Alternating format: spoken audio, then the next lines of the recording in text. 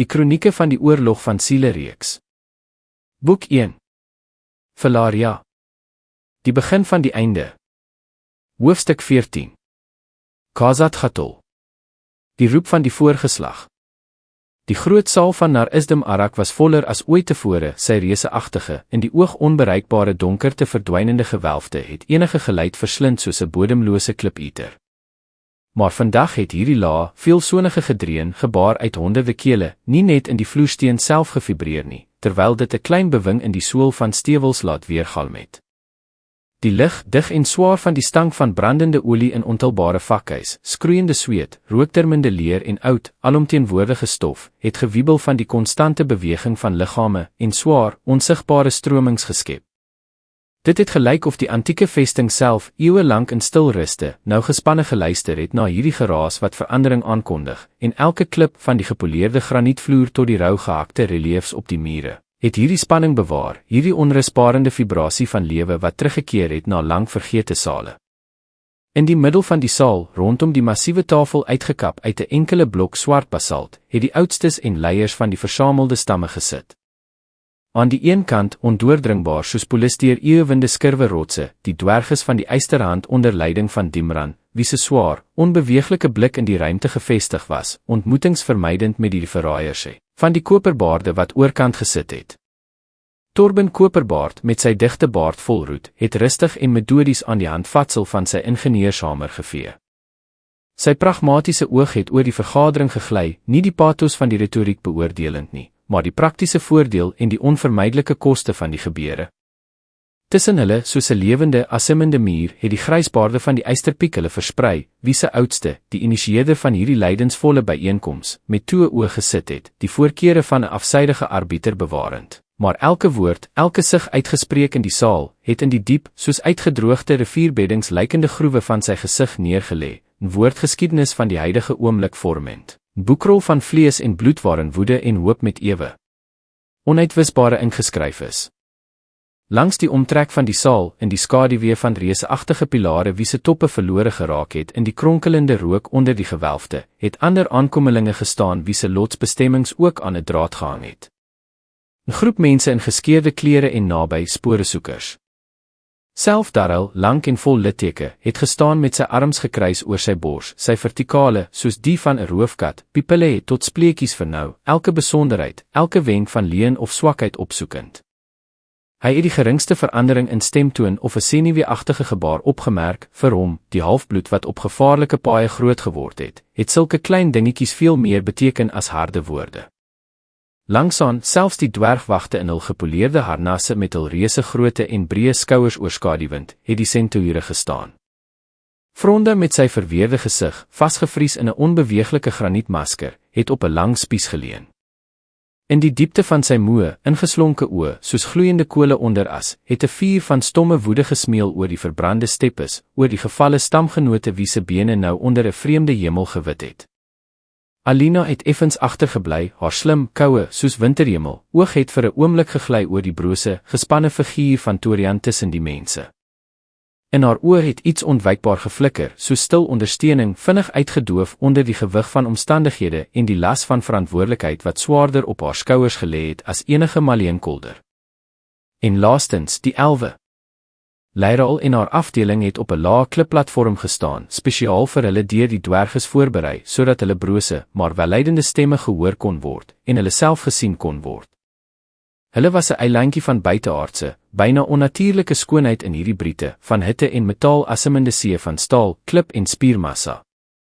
Leiraal het gelykmatig en diep asem gehaal, voorberei vir die toespraak wat sy sou lewer, maar haar innerlike blik, haar aangeskerpte elwiese aanvoeling, was vasgepen op daardie selfde punt in die diep skaduwee agter die pilaar waar, sonder om van plek te beweeg, Braaid kliphard gestaan het. Sy teenwoordigheid was 'n swaar, tasbare gewig wat nie op die ore gedruk het nie, maar op die bewussyn self, soos die massa van 'n slapende berg wie se ontwaking slegs tweedrag en ondergang beloof. Die oudste van die eysterpiek het die raad geopen. Hy het nie geskreeu nie, sy bejaarde stem nie gespanne nie, maar sy woorde, laag en resonerend soos 'n presiese hamerhou op 'n aambeeld, het die gedreun van die skare maklik oortref en selfs die hardste fluisteringe laat stilval. Hy het opgestaan en sy skaduwee, deur die fakkellig gewerp, het oor die tafel geval, die opponerende partye verdeel soos 'n donker lem wat 'n kliplaat geklief het. Kinders van die klip. Gas uit die groen woude en eindelose steppes. Ons het ons hier versamel nie uit vrye wil nie, nie op die roep van die hart nie, maar op die wil van omstandighede wat skerper geword het as die lem van enige byl. Hy het onhaastig gepraat, sodat elke woord wat hy gesê het tot die ore van die vergaderdes sou dra. Luister met die ore, maar hoor met die hart.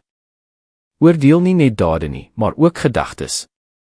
Van die besluite wat vandag onder hierdie ou gewelfte geneem word, hang dit af of ons nageslag die son van die toekoms sal sien of vir ewig in die duisternis sal bly wat nie tot die einde van die eeue sal verdwyn nie. Sodra die oudste op sy stoel gaan sit het, was Dimran Eysterhand die eerste wat opgestaan het. Sy massiewe figuur, ingeklam in donker, vol keepmerke staal, het die verpersoonliking gelyk van die berg self, wat van sy geboorteland Bergrug afgesplinter het en woedende wil verwerf het. Elke spier was gespanne, elke aar op sy dik nek het gepols van onderdrukte woede, en sy vuis het soos krygshamers gelyk, gereed om op die vyand te neerstort. Toe hy praat, het sy stem, soos die knars van klippe in 'n bergstorting, elke hoekie van die saal gevul, selfs die geknetter van vakhuis oordonder, en hierdie stem was nie net 'n geluid nie, maar 'n fisiese slag wat die ingewande laat trillen het.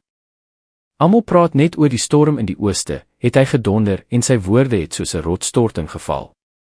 Maar die storm is alreeds hier. Dit woed in ons berge, in ons harte. Terwyl ons hier sit en ons met hul praatjies besig hou, spot Grizzle Kromhart en sy horde met die bene van ons voorvaders in die heilige sale van KwaZulu-Natal. Ek eis nie woorde nie, maar staal. Laat ons verenig nie vergesels met diegene wat in die ou tyd hulle rug op ons gedraai het nie, maar om die onreinheid uit ons antieke vesting uit te dryf. Dit is ons pad. Dit is ons eer. Hy het homself met sy panserhandskoen op die bors geslaan, en die metaalgekletter het deur die saal gerol, soos 'n krygsuitroep wat nie 'n antwoord vereis het nie, maar bloed en aksie. Sy toespraak is begroet met 'n doewe, donderagtige gebrom van goedkeuring onder sy stam. Jong krygers het met hul verharde vuiste op hul panserborsplate geslaan, en hierdie geklop, soos die klop van 'n reuse kliphart, het die woede van hul leier weergegee, hul gedeelde, onuitgesproke pyn weerspieël. Torben Koperbaard, wat oorkant gesit het net gegryns, kort en droog, en hierdie glimlag het skerp wanklank geklink te midde van die algehele woede, soos 'n kraak op gepoleerde graniet. Hy het nie opgestaan nie, sit in sy rustige, praktiese houding, sy hande, gewoond aan die gewig van metaal en die presisie van meganismes, het onbeweeglik op die tafel gelê, en hierdie onbeweeglikheid was sprekender as enige gebaar. Eers sal nie krygers voet nie, Dimran, sy stem was gelykmatig en gewigvol, soos 'n staaf goeie metaal, gegiet in diep ondergrondse smeltkroe, sal nie nuwe klinge giet nie, en nie hekke herstel nie. Jy stel voor dat ons vasval in dieselfde oorlog wat al dekades duur, terwyl die ware vyand, waaroor al die vergaderdes praat, na ons onbeskermde agterhoede sluip. Hy het Dimran aangestaar, asof hy net aan hom die betekenis van sy woorde verduidelik. Jy wil 'n graf terugwin en risiko om al die lewendes daar te begrawe. Pragmatisme en nie blinde trots nie, dit is wat ons volk van uitwissing sal red. Torben het met sy oë almal om die tafel bekyk.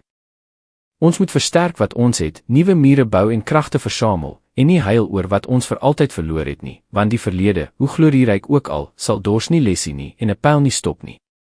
Die woord het oorgegaan na die verteenwoordigers van die buitewêreld, en die gewig van hierdie woord was voelbaar in die lig, wat nog digter geword het.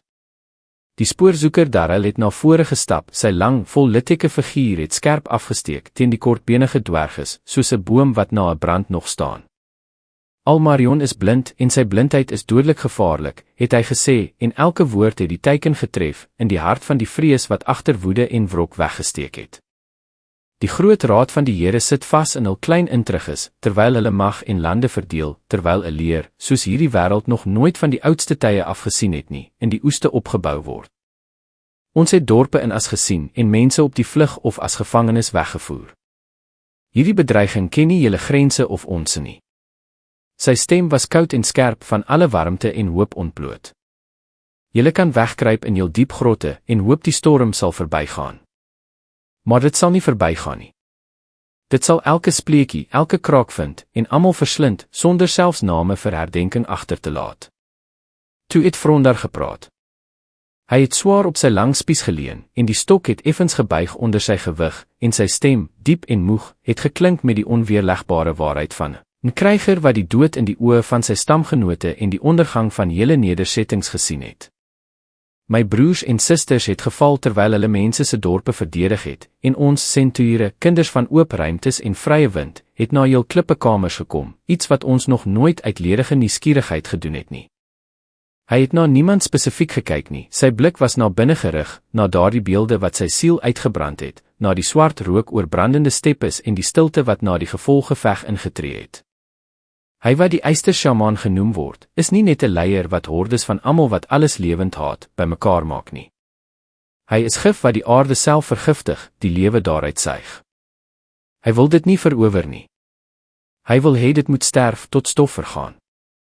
En as ons nie skouer aan skouer saam staan nie, sal julle berg die volgende wees wat sterf, en sy gewelfte sal julle grafsteen word, en die echo van ons toe sal in die leegte van ewigheid weergalm.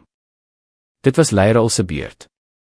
Alle blikke, swaar, nuuskierig, en hier en daar vyandig, het na haar gestrek, en onder hierdie aandaggewig het die lig asof stilgestaan het. Sy het 'n ligte stap vorentoe gedoen, en haar silwerstem, suiwer en helder, het onder die ou gewelfte geklink, soos 'n hartseer klokkie in 'n begrafnissaal, die gewone logika van klip en staal versteurend. Julle praat van eer, van pragmatisme, van die aarde, het sy begin, en haar woorde het gevloei soos 'n stil stroom, 'n pad na die harte vindend, na daardie verborge hoekies van die siel waar die instinktiewe vrees vir die onbekende leef. Maar ek het gekom om julle van die siel te vertel. Van die siel van hierdie wêreld, wat ernstig siek is. Die kraak in die witboom van Lendorn, wat ons te vergeefs probeer genis, is net die uitwendige manifestasie van hierdie diep siekte. Sy het vir 'n oomblik haar oë toegemaak en haar tuiste, Lendorn, die ewige woud, onthou, nog voor die oomblik toe die sterre uit die hemel geval het. Ons het op die roep afgekom, op die desperate, pynvolle roep wat uit die diepste duisternis gekom het. En ons het die bron gevind. Nie net 'n leer nie. Nie net 'n horde nie. Maar 'n wese gebore uit 'n onbegryplike simbiose van 'n gevalle ster en sterflike vlees. 'n Antieke, koue, genadeloose wese het hom in 'n ork verskaans en soek nou sy pad na hierdie wêreld, om dit volgens sy monsteragtige, onbegryplike wil te herskep. Sy het met haar oë die saal omgesweep, en haar oë, vol bodemlose hartseer en onbuigsame vasberadenheid, het tientalle waaksaam, wantrouend, maar onwillekeurig geïnteresseerde oë ontmoet. Sy het gesien hoe haar woorde in die bewussyn van hierdie harde krygers indring, saadjies van angs en begrip saai, stadig deur die dik pantser van vooroordeel ontkiem. Die eystersjamaan is net 'n naam, etiket wat ons aan hom gegee het, gedryf deur vrees of onkunde. Sy ware wese is veel skrikwekkender en onmetliker. Hy is net 'n werktuig, 'n wapen in die hande van 'n wil wat die weefsel van die skepping self wil skeur. En hy sal nie stop nie. Nie voor Elwiese woude nie, nie voor dwergvestings nie, nie voor mense se stede nie. Sy het stil gebly, weer haar blik oor die vergadering sweef. My volk het die pad van isolasie gekies, gehoop dat sterflike se sake ons nie meer sal raak nie. Maar ek is hier om vir julle te sê, hierdie bedreiging sal niemand vryspring nie. Die enigste ding wat 'n krag wat nageer, nagvrees, nagdeernis ken, kan weerstaan, is eenheid. Eenheid van wil, eenheid van doel. Nie 'n ou verbond, verbreek deur wrok en trots nie, maar 'n nuwe een. Gebore nie uit vriendskap nie, maar uit die harde noodsaaklikheid om te oorleef. In die saal het 'n grafstilte, drukkende stilte, neergedaal, versteur net deur die geknette van vakhuis en swaar asemhaling. Selfs die lig het skynbaar opgehou beweeg, in afwagting gevries. Leirel se woorde, ondersteun deur die harde getuienis van mense en senture, het stadig saam tot een afskuwelike prentjie gevorm, selfs die felste voorstanders van isolasie en twis laat dink oor die naderende einde, oor daardie absolute duisternis wat nie tussen stamme en volke onderskei nie. En hierdie wankelende, brose stilte, wat op die punt was om in 'n beslissing te kristalliseer, is soos deur 'n stormram verbrysel deur 'n oorverdowende slag. Dimran Eysterhand het met so 'n onmenslike krag met sy hand, ingeklam in staalhandskoen, op die kliptafel geslaan dat 'n spinnekopweb van fyn, maar onherstelbare krake oor die oppervlak van die swart basalt gekruip het, en hierdie geluid, kort en vernietigend, was soos 'n gebarste snaar van die wêreld, waarna net chaos sou volg. Genoeg. Sy stem, soos 'n aardbewing, het onder die gewelfte gedonder, nie net van woede gevul nie, maar ook die diepste minagting vir alles wat nie in die eenvoudige en harde logika van staal en klip ingepas het nie. Genoeg van hierdie sprokies vir kinders, hierdie spookige vrese gebore in te fyn verstande. Kraak in die skepping. Gevalle sterre wat vate van vlees soek. Hoor julle dit? Terwyl ons hierdie nonsens aanhoor, spot Grizzle Kromhart en sy horde met die bene van ons vaders in die sale van KwaZulu-Natal. Woede het in sy oë met elke uitgespreekte woord geprittel, asof dit gereed was om in onvermydelike bloedvergieting uit te bars. Terwyl ons 'n verbond soek met diegene wat ons in die ou tyd verraai het, maak die ware vyand, die vyand van vlees en bloed, wie se dood op die punt van 'n byl gevoel kan word, wie se bloed gesien kan word, wie se laaste roggel gehoor kan word, sy kragte op by ons eie hekke bymekaar.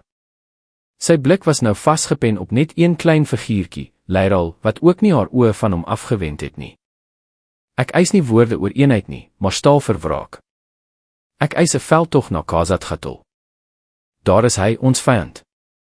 Tasbaar, werklik, en sy keel kan met ons staalkling gekerf word. Al die res is net 'n poging om ons van die ware doel af te lei, 'n wurm van vrees in ons harte te saai en ons te laat vergeet van ons plig teenoor die stof van ons voorvaders. Dimran se woorde het weer 'n woedende weerklank gevind onder die krygers van die Eysterrand, wat 'n harde, steenstortingagtige gebrom van goedkeuring gemaak het. Dwerges het woedend met die handvatsels van hul byle teen skilde geslaan, en hierdie harde krygsritme het die storm in hulle harte weerspieël. Maar voordat iemand kon teenstaan, het uit die groep mense, so spooke in die skaduwee verstyf en brose, tot 'n skaduwee van haarself uitgeteer, figuur vorentoe gekom. Dit was Elodie. Haar gesig, bleek en wasagtig, het gelyk soos 'n masker van 'n oorledene, maar in haar oë, gewoonlik leeg en afgesonder, soos mere bedek met die ys van vergetelheid, het daar dieselfde vriesende, genadeloose vuur van profetiese visioen gebrand wat nie uitwendige vorms gesien het nie, maar die wese self van die naderende gruwel, sy binnekant, van alle genade ontbloot. Sy het 'n paar tree gedoen, haar voete amper sleep, en haar stil, lewelose stem was soos die ritsel van 'n begrafniswade oor die klipvloer, skaars hoorbaar, maar geslyp soos 'n dun lem, wat deur selfs die hardste geraas gesny en almal, selfs die felste twisgieriges, stilgemaak en na haar laat omkyk het. Julle praat van 'n ware vyand, het sy gefluister, en elke woord, stil en deurdringend, het in die saal gehang, 'n rilling van skielike koue veroorsaak, asof 'n wind uit die ryk van ewige ysheid uit 'n spleet in die vloer gewaai het. Julle praat van bene. Ek het baie bene gesien, terwyl ek in 'n hok in die hel was wat hierdie sjamaan gebou het. Ek het die bene van my jonger broer, Mikko, gesien. Ek het gesien hoe sy jong, suiwer siel deur 'n swart staf met 'n bloedrooi, pulserende, soos 'n lewende hart, kristal verslind is, hoe sy lewelose liggaam deur hongerige ogres uitmekaar geskeur is, en ek het die kraak van sy klein benetjies onder hul geel tande gehoor. Dit het gelyk of die lig self stilgestaan het om na haar te luister, en die vlamme van die vakhuis het opgehou knetter, verslind deur die ingetree stilte. Ek het gesien hoe die lig in sy oë uitgegaan het, en net leegheid oorgebly het, koud en bodemloos soos 'n put in 'n sterrelose nag, en hierdie leegte het na my gekyk, sienend, nie teregwysend nie, net die volkome, absolute nietigheid konstaterend. Sy het stadig na Dimran gedraai, en haar blik, vol sulke suiwer, gekonsentreerde haat, dat dit tasbaar, 'n fisiese slag gelyk het die harde dwergleier vir 'n oomblik laat wegkyk. Die brandende koue van haar wanhoop op sy vel voel wat deur die staal van sy pantser en die dik vel gedring het. Jou Grizzle is 'n armuriewe dief wat grafte ontheilig. Daardie een. Hy ontheilig nie. Hy vernietig tot op die grond. Hy steel nie klippe nie en plunder nie grafkamers nie. Hy blus die siele self uit, brand hulle uit die weefsel van die bestaan, soos 'n vlek met gloeiende yster. Die pouse wat na haar woorde ontstaan het alle ruimte rondom gevul. Niemand het selfs beweeg nie, bang om enige geluid te maak. Julle bid tot julle voorvaders, hoop dat hulle bene ewige rus in klippekiste sal vind. Hy sal hulle nie eers hierdie hoop laat nie. Hy sal selfs die herinnering aan hulle uit die wêreld uitvee, so stof van 'n klip afgevee word, en van julle groot voorvaders sal nie eers 'n ekho in die ondergrondse sale oorbly nie. Julle oorlog oor klippe en stof is die spel van kinders in 'n sandput, terwyl die ware brand die hele huis verslind, en binnekort sal daar geen sand wees nie, geen kinders nie, nie eers die huis self nie. Jou KwaZulu-Natal is reeds 'n grafkelder. En hy sal die hele wêreld in 'n stomme grafkelder verander, van die hoogste berge tot die diepste see, en daar sal niemand wees om self sy ondergang te betreur nie.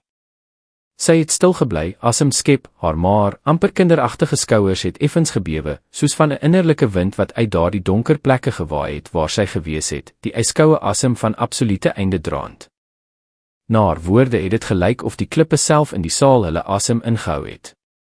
Selfs Dimran, altyd gereed vir argument, wie se woede sy pantser en banier was, het niks om teen in te bring gehad nie. Sy woede het op die yskoue, onwrikbare klomp van ander, onweerlegbare lyding gestuit wat nie ontken kan word nie, soos mens die feit van jou eie dood nie kan ontken nie. Die woorde van hierdie jong, uitgeteerde meisie, deurtrek met persoonlike tragedie tot in die grondvesel, was sterker en gewigvoller as enige politieke argumente en stamwrok. Hulle was die bittere geleefde en uitgeleide waarheid, teen wie enige argumente magteloos is, en hierdie waarheid het swaar in die lug gehang soos 'n onsigbare wade. En hierdie helder, rekbare stilte, toe dit gelyk het of die antieke vesting self in onsekerheid verstaar het, is deur 'n nuwe stem versteur, keelagtig, met die singende aksent van die suidelike woestyne, jees van sand en wind wat alles lewend slyp. Maar Kai het met goue, soos die van 'n wilde kat, oë en 'n gesig bedek met rituele litteke wat die stille geskiedenis van sy volk vertel, 'n geskiedenis wat niemand meer kon voortsit nie, het vorentoe gestap. Sy sê die waarheid, het Michel gesê, en sy stem het gebewe nie van vrees nie, maar van onderdrukte, soos in 'n toom gehou, woede wat lank opgebou het, die woede van die laaste van sy soort. Maar haar pyn, hoe groot en heilig ook al, is net 'n druppel in die see van algehele hartseer wat oor die wêreld uitsprei. My stam, die woestynwind, is vernietig, asof dit nooit bestaan het nie. My pa, die ou leier, is voor my oë geoffer en sy laaste asem. Dit was nie net die einde van 'n lewe nie. Dit was volkome absolute vernietiging, verdwyning, asof hy nooit op die boekrol van die bestaan geteken was nie. Hy het voortgegaan, sy katagtige blik na die klipplate van die dwergkamer laat sak. Hierdie gedrog verslind nie liggame nie. Dit verslind erfenis, tradisies, geskiedenis, liedere wat ons moeders by wiegeliedjies gesing het. Dit verslind die herinnering self van 'n volk. Van my volk het niks oorgebly nie. Geen liedere by die vuur nie, geen name wat van vader tot seun oorgedra is nie. Net ek. Die laaste getuie, die laaste stem wat bewaar wat niemand na my sal onthou nie. En ek sê vir julle, hy wat ons vernietig het, is sterker as julle stamwrok. Sterker as julle klippe, mure en sterk hekke. Hy is sterker as die dood self, dit het hy tot sy werktuig gemaak. Skaars het Michel geswyg, sy pyn onderdruk uitgeasem wat swaar in die lug gehang het, soos die echo van vergete liedere, toe uit die groep mense kragtadig, soos 'n beer versteur in sy hol, agriem vorentoe gestap het. Sy reuse figuur, verseng deur die vuur van gevegte en bedek met litteke soos litte op 'n eeuoue eikeboom, het die verpersoonliking gelyk van die woede wat in sy bors opgehoop het soos gesmelte metaal in 'n smeltkroes. Hy het nie geskreeu nie. Sy donderende, doewe stem, iewers in die bors selfgebore, was vreesliker en oortuigender as enige krygsitserige uitroep. Hierdie stem het die gehoor so skierpapier afgeskraap en die ingewande laat saamtrek van sy oer-oerkrag. Woorde. Almal praat woorde. Het hy gedonder, sy massiewe kop draaiend, en sy woedende, brandende blik, soos gloeiende kole, het oor Dimran, Torben, die gryskop oudstes gegly, elkeen van blindheid beskuldigend, van hardkoppige onwilligheid om die wêreld buite hulle vestingmure te sien. Julle twis, onderhandel, meet baarde soos handelaars op 'n dorpsmark, terwyl die wêreld in blou vlamme brand, en die rook van hierdie brand reeds by julle versterkte hekke lê. Julle wil die vyand met jul eie oë sien. Wil hom met die hande aanraak, die grove vel of koue staal onder die vingers voel. So kyk dan. Hy het grof, maar met desperate, amper vaderlike teerheid, 'n bleek, bewende seun met 'n leë, in homself verdwene blik vorentoe gestoot, vind. Agriem het met 'n krag, waarin sy eie pyn en woede gelees kon word, die wikkels van sy grof, reeds verdonker van vuil en bloedige verbande om die stomp waar sy regterhand was, opgelig, hierdie lewende, van pyn asemende verminking aan die hele vergadering getoon, soos 'n vreeslike trofee nie in 'n geveg verkry nie, maar in 'n slagting. Sien julle dit? Sy stem het in 'n lae, roffelende brul oorgegaan, waarvan die vlamtonge in die vakhuis gebewe het en metaalgespe op klere getingel het.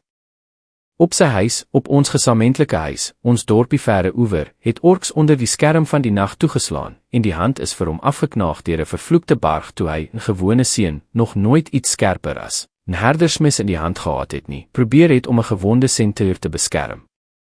Hy was 'n herder. Hy wou niks anders as om in vrede met sy skape te lewe, die ritsel van blare en die plons van rivierwater te hoor nie.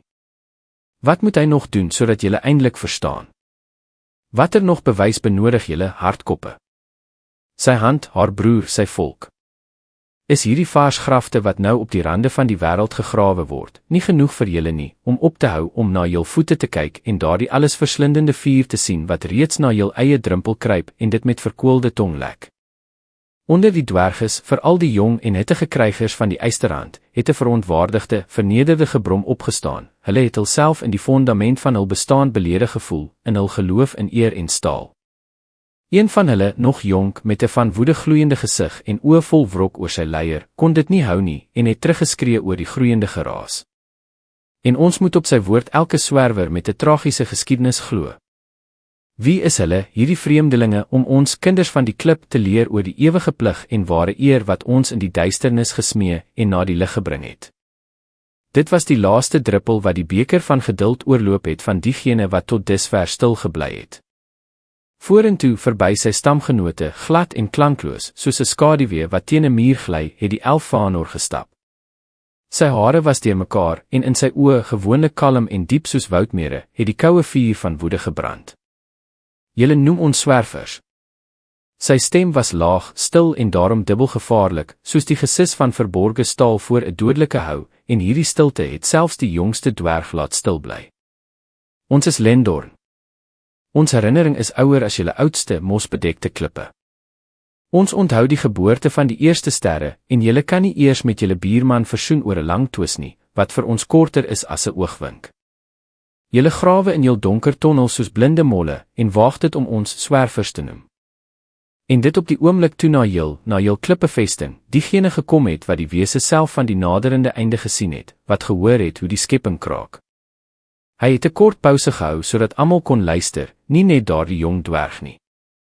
Ons trots, waarvan julle kinders van die ondergrondse niks weet nie, sou ons nie toelaat om die drempel van hierdie saal oor te steek, as dit net oor jul klein twiste gegaan het nie, oor die verdeling van ertsare en vergete sale. Ons is hier omdat julle hardkoppigheid, jul blindheid nie net julle meer bedreig nie, maar ook die laaste toevlugsoorde van skoonheid en herinnering in hierdie wêreld. Die kraak wat deur die wêreld loop. Dit is harder as al jul geskreeu en twis, en sy gedreun oortref selfs die liedere van ons woude. Die oudste van die Eysterpiek, wat tot op hierdie oomblik stil gebly het soos die diep stilte voor 'n storm, het stadig, met moeite, asof hy die gewig van al die uitgespreekte woorde op sy skouers oplig, sy swaar, grys kop opgelig. Hy het nie van sy plek opgestaan nie, maar sy stem, diep en onverdeeld gesaghebbend, al die ander geluide deursny soos 'n diamantglas sny, het dadelik die gespanne, wankelende stilte teruggebring in die saal, waarin die echo van die laaste woorde weergalm het. Genoeg, het hy gesê, en hierdie kort woord, in die stilte geslaan, geklink soos 'n finale vonnis, wat geen teespraak duld nie, 'n vonnis deur die geskiedenis self uitgespreek. Ons het die regverdige woede van Dimran aangehoor. Die helder wysheid van Torben. Die diep pyn van ons gaste wat dit soos die dierste en bitterste hulde in ons sale gebring het. En nou hoor ek net die geblaf van jong hondjies wat mekaar in die stert byt terwyl 'n giftige slang in ons gesamentlike grot kruip om almal te steek, sonder om tussen stamme of volke te onderskei. Hy het met sy oë die saal omgesweep, en sy antieke, verbleekte oë het deur elkeen gesien, die diepste gedagtes en vrese gelees, al die donker hoekies van die siel waar twyfel weggesteek het en wrok gegroei het. Dimran het in een ding gelyk. Die vyand by ons hekke is werklik, en hy vereis staal. Maar hierdie vyand is nie Grizzle Kromhart nie.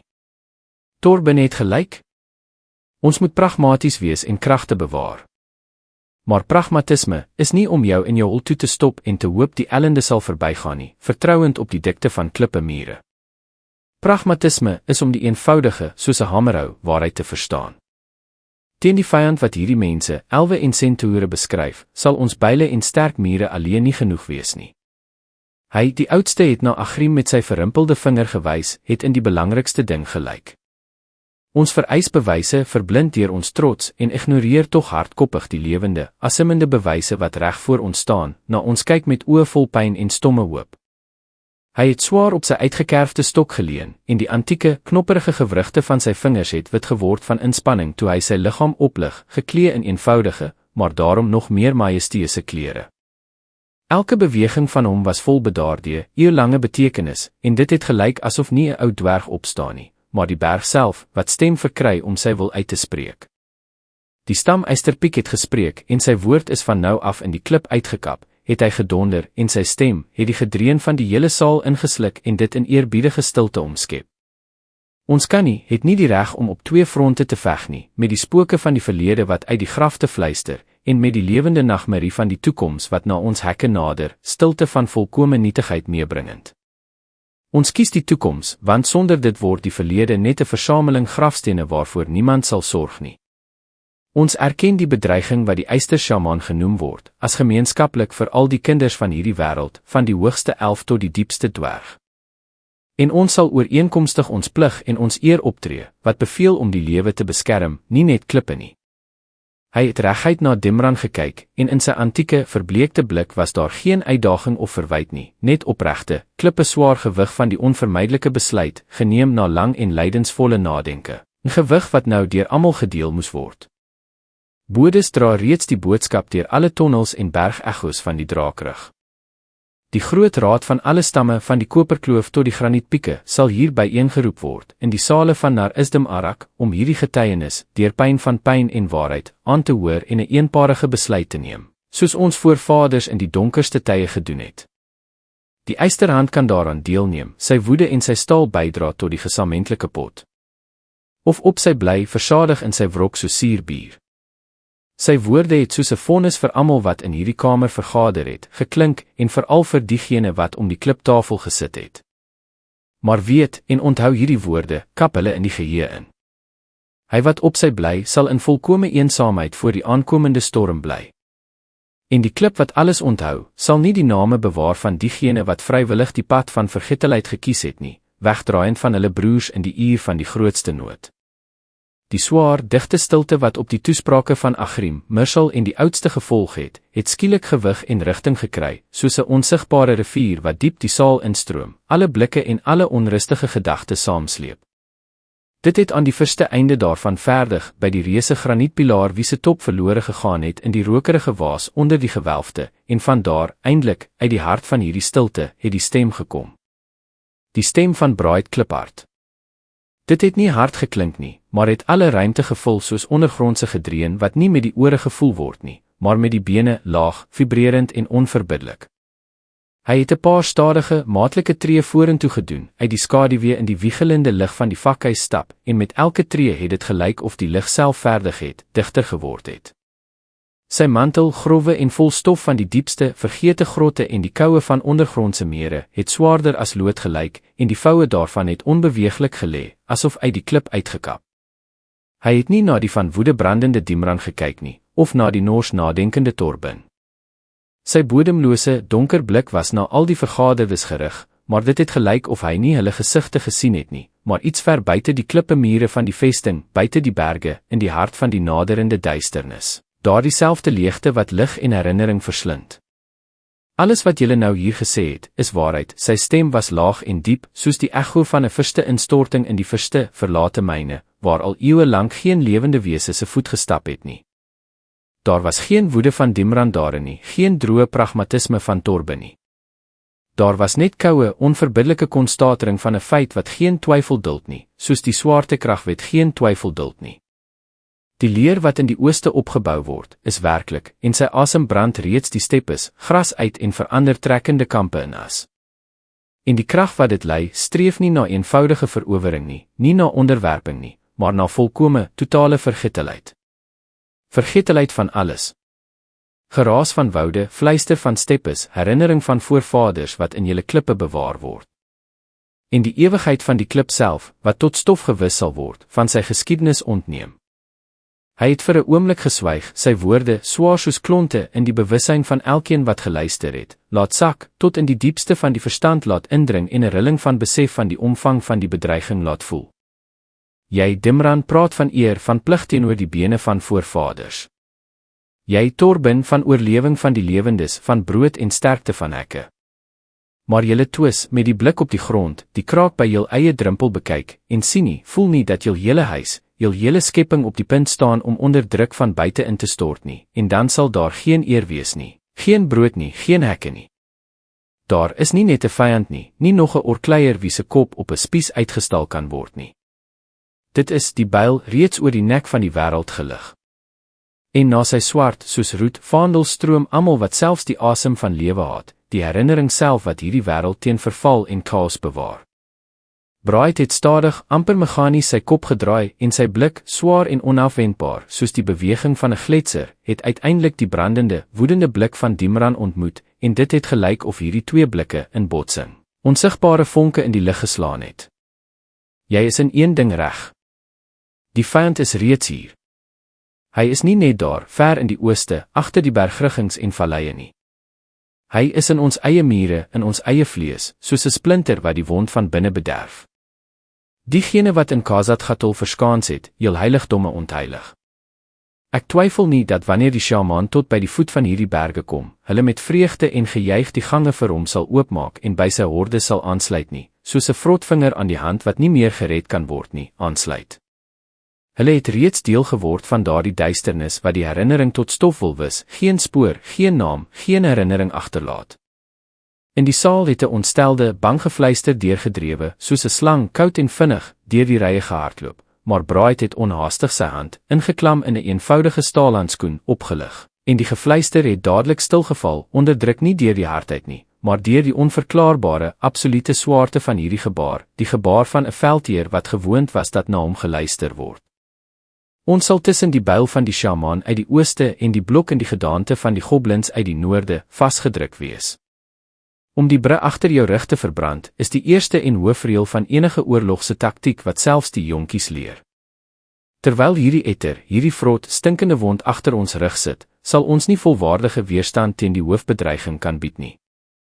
Ons sal gedwing wees om op twee fronte te veg, kragte aftrek, ons reeds klein leers verdeel, en ons sal eenvoudig vergrys word, soos 'n hamer neer te kraak, sonder selfs 'n oomblik vir die laaste gebed. Hy het die saal met sy deurdringende blik omgesweep, en in sy oë, van alle gewone dwergvuur ontneem, was nie eenvoudige oortuiging te lees nie, maar iets anders, ouer en skrikwekkender kennis, op die tablette van die lot self uitgekap, slegs toeganklik vir diegene wat in die wese self van dinge kyk, wat gesien het hoe nie net lewe gebore word en sterf nie, maar hele tydperke. En hierdie kennis het oor een ding gepraat. Oor die onvermydelikheid van die keuse wat hier en nou gemaak moet word, in die wiegelende lig van vakhuis, onder die swaar gewelfte van die antieke saal. Daarom sê ek, ja. Die bedreiging in die ooste is die hoof een, en dit kan nie geïgnoreer word deur die swaar hekke van jul vestings toe te maak nie. Maar die pad na sy vernietiging, na sy afweer, loop deur die suiwering van jul eie lande, deur die terugkeer van wat deur jul eie dwaasheid en trots verloor is. Eers Khazad-Gatol. Ons moet hierdie besmetting met gloeiende yster uitbrand voordat dit met die hoofbis verbind, voordat die gif uit die etter die hele bloed in die liggaam vergiftig. Ons antieke vesting moet teruggee, sodat dit weer 'n skildsteenpilaar word, en nie 'n vergiftigde dolk in die rug nie, gereed om verraderlik in die beslissende oomblik in te steek. En eers wanneer ons die agterhoede beveilig, alle stamme onder een krygsvaandel verenig in die gesig van 'n gemeenskaplike, dodelike vyand, kan ons die storm uit die ooste ontmoet. Nie soos in die hoek gedrewe rotte nie, maar soos dwerges wat op hulle grond staan, hulle huisvuur en die herinnering van hulle voorvaders beskerm. Eers uitroei wat reeds hier is, onder die armskyf, wat vir ons uit die duisternis van ons eie grotte fluister. Dan in die gesig kyk van wat van buite kom, van die eindelose vlaktes. Geen ander pad bestaan eenvoudig vir ons nie, en hy wat dit nie sien nie, is reeds halfdood. En toe het sy blik koud en onafwendbaar, soos die onverbiddelike beweging van tektoniese plate, stadig gedraai en die aandagtige, ondersoekende blik van Lyral ontmoet. Sy het haar elwiese oë, die kleur van lenteblare, nie afgewend nie al die tyd, 'n vreemde, pynlike en onverklaarbare band met hierdie wese in die gedaante van 'n dwerg gevoel, 'n band wat soos die dunste, maar onbreekbare spinnenweb deur die hele saal, deur al die geraas en woede gestrek het. In die diepte van sy bodemlose, soos die verste verlate myne, oë was niks van die woedende vuur van Dimran of die berekenende koue van Torbe nie. Daar was ook nie 'n skaduwee van daardie dierlike, menslike pyn wat deur die mond van Lodi gepraat het nie. Daar was net onmeetlike, allesbegrypende en daarom tot verstomming skrikwekkende kennis, waarvan die bloed in die are verstyf en die siel verlam het, kennis van dinge nie versterflik is bedoel nie. Jy het die roep gehoor, het Bright gesê, en sy woorde het nie as 'n vraag geklink nie, maar as 'n konstatering van 'n voltrekte, onweerlegbare feit wat hy net so duidelik gesien het soos die riene op sy byl. Sy stem was net na haar gerig, het deur die digte gedreun van die saal gesny, asof dit nie daar was nie, slegs haar ore bereik, en elke lettergreep het in haar bewussyn met suiwer, koue klank weergaan. Jou roep was 'n swak echo van myne. Ek het geroep vir die een wat nie net sou kon hoor nie, maar ook sou verstaan, en die wese self sou indring van wat op ons afkom. Jy besit die ware gawe van visioen, en jy begin nou reeds, op hierdie selfde oomblik, begryp wie ek werklik is, en watter krag my stilte laat verbreek het. Sy blik het gelyk of dit in die siel self van Lyral ingedring het, nie net haar vrees en vasberadenheid gesien het nie, maar ook daardie gapende, oorverdowende leegte wat in haar oor gebly het na die skielik afgebreekte roep, daardie selfde een wat haar hierheen gebring het, na hierdie klippekamers vol woede en wanhoop. Jy hoor dit nie meer nie, omdat hierdie deel van jou pad voltooi is. Jy het jou rol vervul, jy het jou stamgenote na die nodige drempel gebring, na die plek waar nie net die lot van ons volke besluit word nie, maar die lot van die wêreld self. My pad, dit begin net hier, in hierdie saal, in die hart van hierdie twis en hierdie woede. En op hierdie pad, sy stem het weer daardie metaalagtige, alles verpletterende vasheid verkry wat elke woord laat glo soos jy in die sterkte van graniet glo, benodig ons nie net dwergbyle en sterk pantser nie, maar ook die lig van Elwie se herinnering, om te onthou presies wat ons teen vergetelheid beskerm, watter lig ons vir altyd kan verloor. Sy blik het op Agrim geval, en toe op Frondar. En die woede van mense, om die besmetting tot op die grond te verbrand, nie eers 'n kole oorlaat nie. En die pyle van Centaure, om nie die duisternis toe te laat om ons van alle kante te omring nie, sodat die wind van vryheid in ons agterhoede kan waai.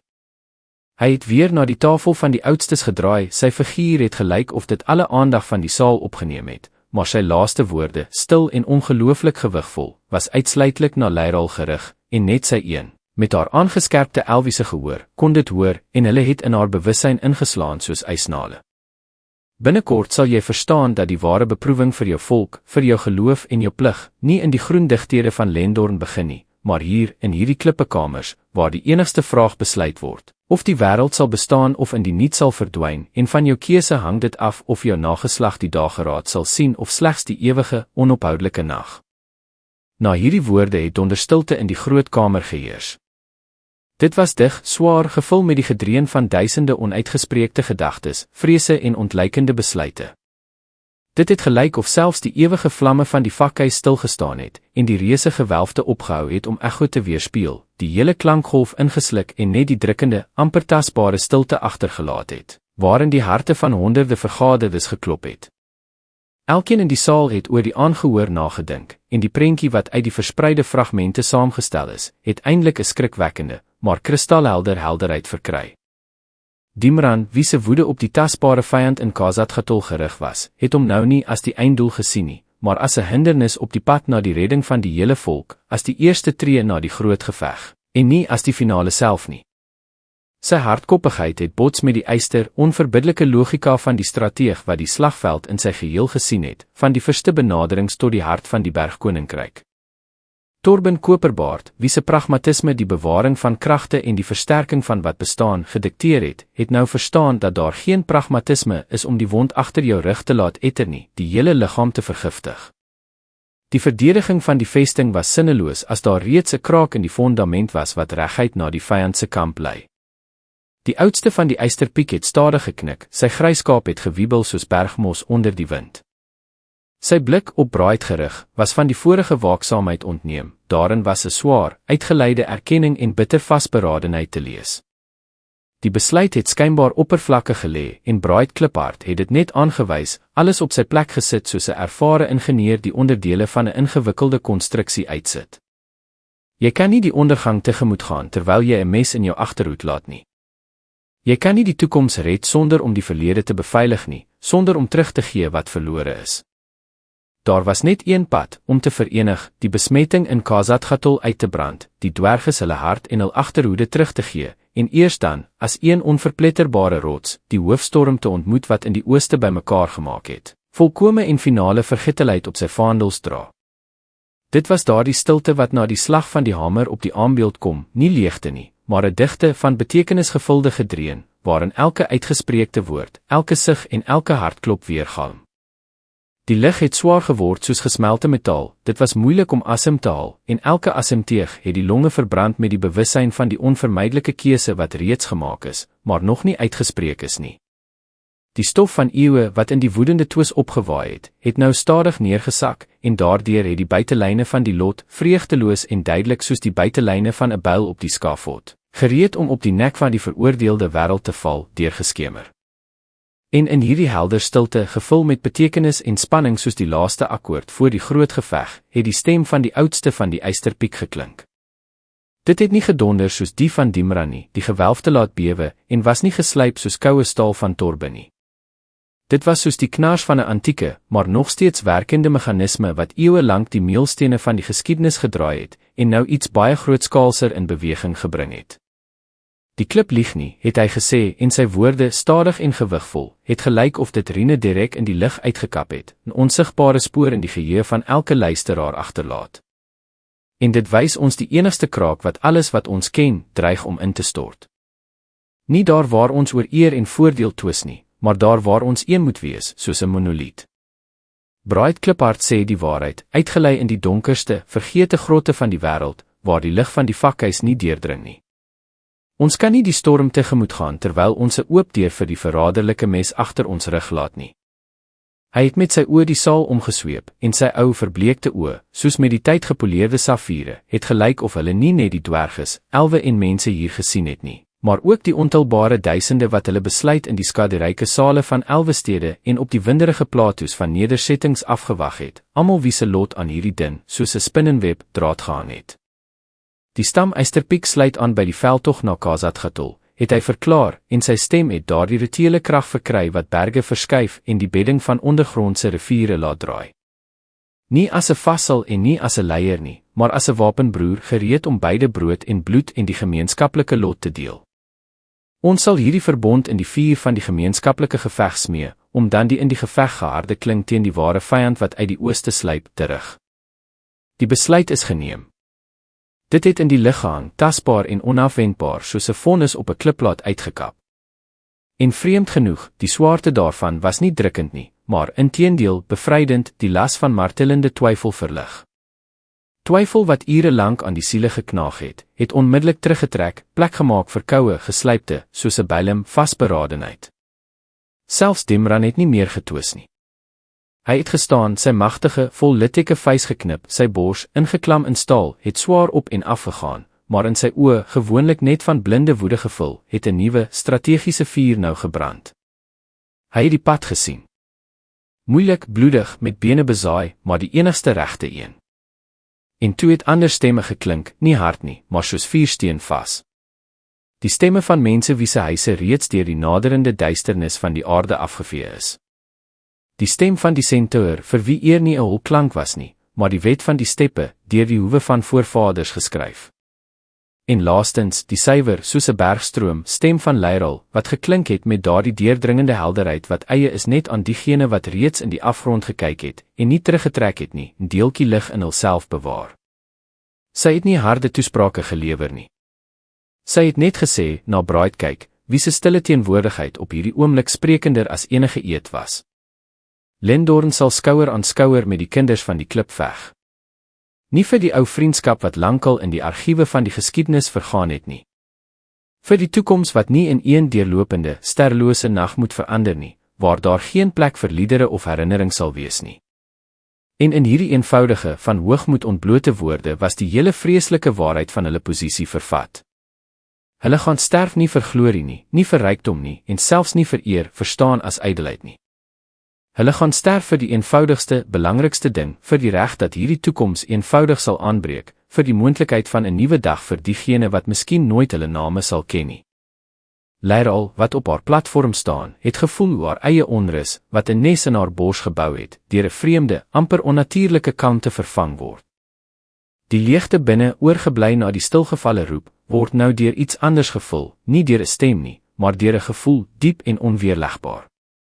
Die gevoel van die regtheid van die gekose pad, hoe vreeslik en noodlottig dit ook al mag wees. Sy het na Bright gekyk, en dit het vir haar gelyk of sy nou die aard van sy stilte begin verstaan. Hy het nie net kennis oor die bedreiging in hom gehad nie, maar die swaarte self van die toekoms, 'n swaarte vergelykbaar met die druk van 'n hele berg reeks op die broze skouers. En hy het niks om te deel gehad nie, behalwe hierdie kennis, sonder versiering, sonder soete hoop, net met die kaal, staal verpligting om op te tree. Die raad het net so onhaastig uiteengegaan, as dit byeengekom het, met waardigheid en swaar, klippe onhaastigheid, eie aan sy hoofdeelnemers. Bodes het reeds deur die donker tonnels gejaag met die boodskap van die groot en ondenkbare verbond, maar die hoofbesluit is hier geneem, in die sentrale kamer, en nou moes elke stam, elke teenwoordige dit verteer. Dit op hulself pas soos pantser wat hulle maande lank, bloedige maande lank sou dra, die gewig daarvan op hul skouers voel. Leiraal het Bride gevind waar sy verwag het, aan die verste einde van die saal, by daardie selfde reuse granietpilaar, waar hy van die begin afgestaan het, asof dit 'n onafskeidelike deel daarvan was. Hy het nie aan die algemene besigheid deelgeneem nie, geen vinnige bevele gegee nie. Hy het net in die leegte voor hom gekyk, maar sy blik was so swaar en met verborge betekenis gevul dat dit die klip van die vloer kon indruk. Die lig rondom hom was anders, dig, bedompig, rykend na afgekoelde lava en antieke, onaangeroerde lae gesteentes wat dieper gelê het as die diepste dwergmyne, waar die tyd anders vloei. Sy het klankloos nader gekom soos 'n elf betaam, haar voete het geen enkele klank op die gepoleerde klip gemaak nie, maar hy, sonder om sy kop te draai, het gesê, en sy stem het geklink soos die voortsetting van die gedagtes wat in die lig gedwarrel het. Jy het verantwoorde gekom. Sy stem was laag, diep, soos die echo van 'n instorting in die verste, verlate myne. Maar daarin was geen gewone dwerggeesheid nie, net gelykmatige, onverskillige krag, soos die gedreun van die aarde self wat nie met die ore gehoor word nie, maar met jou hele wese. Jy het gesê dat my roepe echo van joune was, het sy begin, 'n tree van hom af stilhou, die koue wat van hom afkom voel. Dat ons ontmoeting nie toevallig was nie, maar deur iets groters voorbepaal. Ek wil verstaan. Wie is jy? Wat is jy werklik, Bride Kliphard? Bride het stadig, amper meganies sy kop na haar gedraai. Sy oë, donker en bodemloos soos die diepste myne van Khazad-dûm, het haar blik ontmoet. Daarin was geen woede nie, geen geïrriteerdheid oor haar aanhoudendheid nie, net bodemlose, alles begrypende kennis, waarvan die bloed in die are verstyf en die wil verlam, kennis van dinge buite die grense van gewone begrip. Name. Het die wese met die stem van Bride gesê, en in sy intonasie, gewoonlik vas en onwrikbaar, was die echo van oneindige, kosmiese moegheid, moegheid wat langer geduur het, as die lewe van hele beskawings, langer as wat berge bestaan. Hulle beteken niks vir soos ek nie. Hulle is net etikette wat julle, sterflik is, hang op wat julle nie met jul kort leeftyd kan begryp nie, soos 'n kind 'n naam aan 'n vreemde klip gee, onbewus van sy antieke geskiedenis. Hy het 'n pause gemaak, en die lig rondom hulle het verdig, swaar soos lood geword, en koud soos uit die diepte van eeueoue permafrost, selfs die geraas uit die verste einde van die saal het gedemp en vergelyk, asof dit uit 'n ander wêreld kom. Maar in julle kronieke, in die oudste boekrolle, wat die herinnering van die geboorte van die wêreld, van die eerste asem van die wind en die afkoeling van gesmelte gesteente bewaar, het hulle my Gom genoem. Leiraal het gevoel hoe haar asem oorgeslaan word, en haar hart vir 'n oomblik in haar bors stil gestaan het. Hierdie naam het in haar met 'n doewe, alarmerende echo weergegee, soos die slag van 'n groot klok op die gespanne snaar van haar eie geheue, kennis wat in die diepte van die elwiese bewussyn geslaap het, wakker gemaak. Sy het die aan mekaar gegroeide plate van donker, in die lig van magiese vlamme flikkerende Mika in die groot biblioteek van Lendorn onthou. Sy het die skrifte onthou, op sy growwe, ewige oppervlak gedruk oor die 12 sterrebewakers, oor die kragte wat by die oorsprong van alle bestaan gestaan het. Bewaker, het sy gefluister, en haar stem, gewoonlik welleidend en vas, het gebewe, die skok wat haar keel toegesnoer het, verraai. Jy, een van die antieke, die een wat die wiegelende stof van die skepping vasgebind het, vorm aan die chaos gegee en die eerste vestings van die wêreld opgerig het. Die wese in die gedaante van Bride het stadig met onmenslike gladheid geknik, en in hierdie beweging was die swaarte van hele geologiese tydperke. In sy oë, diep soos die verste verlate myne waar nog nooit 'n dwerg se voet gestap het nie, het onmeetlike, ondenkbare, versterflike eeuwelange hartseer gespoel, hartseer oor wat was en oor wat onvermydelik moes gebeur. Hy wat julle die Eyster-Shaman noem. Sy ware naam is Animus, het dit voortgegaan, en sy stem het metaalagtige, koue vastheid verkry, so staal in kosmiese vakuum gehard, dit is my broer. Die een wat saam met my die ewewig en die stroom van lewe moes bewaar, maar alles bestaande wou onderwerp, die enigste heerser oor die skepping wou word. Hy versamel siele, vonke van die bestaan self, verslind herinnering en wil, sodat hy eendag genoeg krag opgebou, selfs die skeppergode van die hemeltrone kan afwerp en hulle plek kan inneem. Leiraal het na hom gekyk, en alles het skielik, met skrikwekkende en onweerlegbare helderheid, op sy plek geval, tot een monsteragtige prentjie saamgestel. Die kraak in die wit boom, waar hy die lewenskrag van haar wêreld gesyfer het. Die val van sterre wat haar voorvaders waargeneem het. Dit alles was nie verspreide rampe nie, maar simptome van dieselfde, die ineenstorting van die skepping self, wat van binne uitbars weens die broedermoordoorlog van diegene wat dit moes bewaar en beskerm. En Bride het sy stil, amper klankloos gevra, bang om die antwoord te hoor, maar nie in staat om dit te vermy nie. Die ware Bride kliphard. Sy wil was sterker as die suiwerste adamant, wat in die kern van sterwende sterre gebore word, het die antwoord geklink, gelykmatig en van menslike emosies ontbloot, soos die lees van 'n teks uit 'n klippeboek. Hy het ingestem om 'n houer tydelike woning te word, sodat ek, wie se ware vorm nie in jul werklikheid kan bestaan nie, julle sterwende wêreld kon help. Sy persoonlikheid, sy herinneringe, sy woede en sy eer is nou deel van my, soos ek deel van hom is. Dit was voorbepaal in die boek van die bestaan, baie vroeër as wat hierdie wêreld gebore is, en lank voordat die eerste dwerg die eerste paadjie in die ingewande van die berge gebaan het. Leiraal het geswyg, probeer om die monsteragtige, oorweldigende omvang van die gebeure te begryp. Hulle sterflikes, dwerges, elwe mense, was net pionne op 'n reuse skaakbord, of, op sy beste, soldate, in 'n oorlog wat lank voor hulle geboorte begin het, en net na hulle dood kon eindig. As dit ooit sal eindig. Hoekom het jy dit vir my vertel? Het sy uiteindelik uitgeasem, en in haar stem was nie net onrus nie, maar ook die swaar las van die pas verkry kennis. Hoekom nie vir die oudstes nie? Nie vir die konings van mense nie.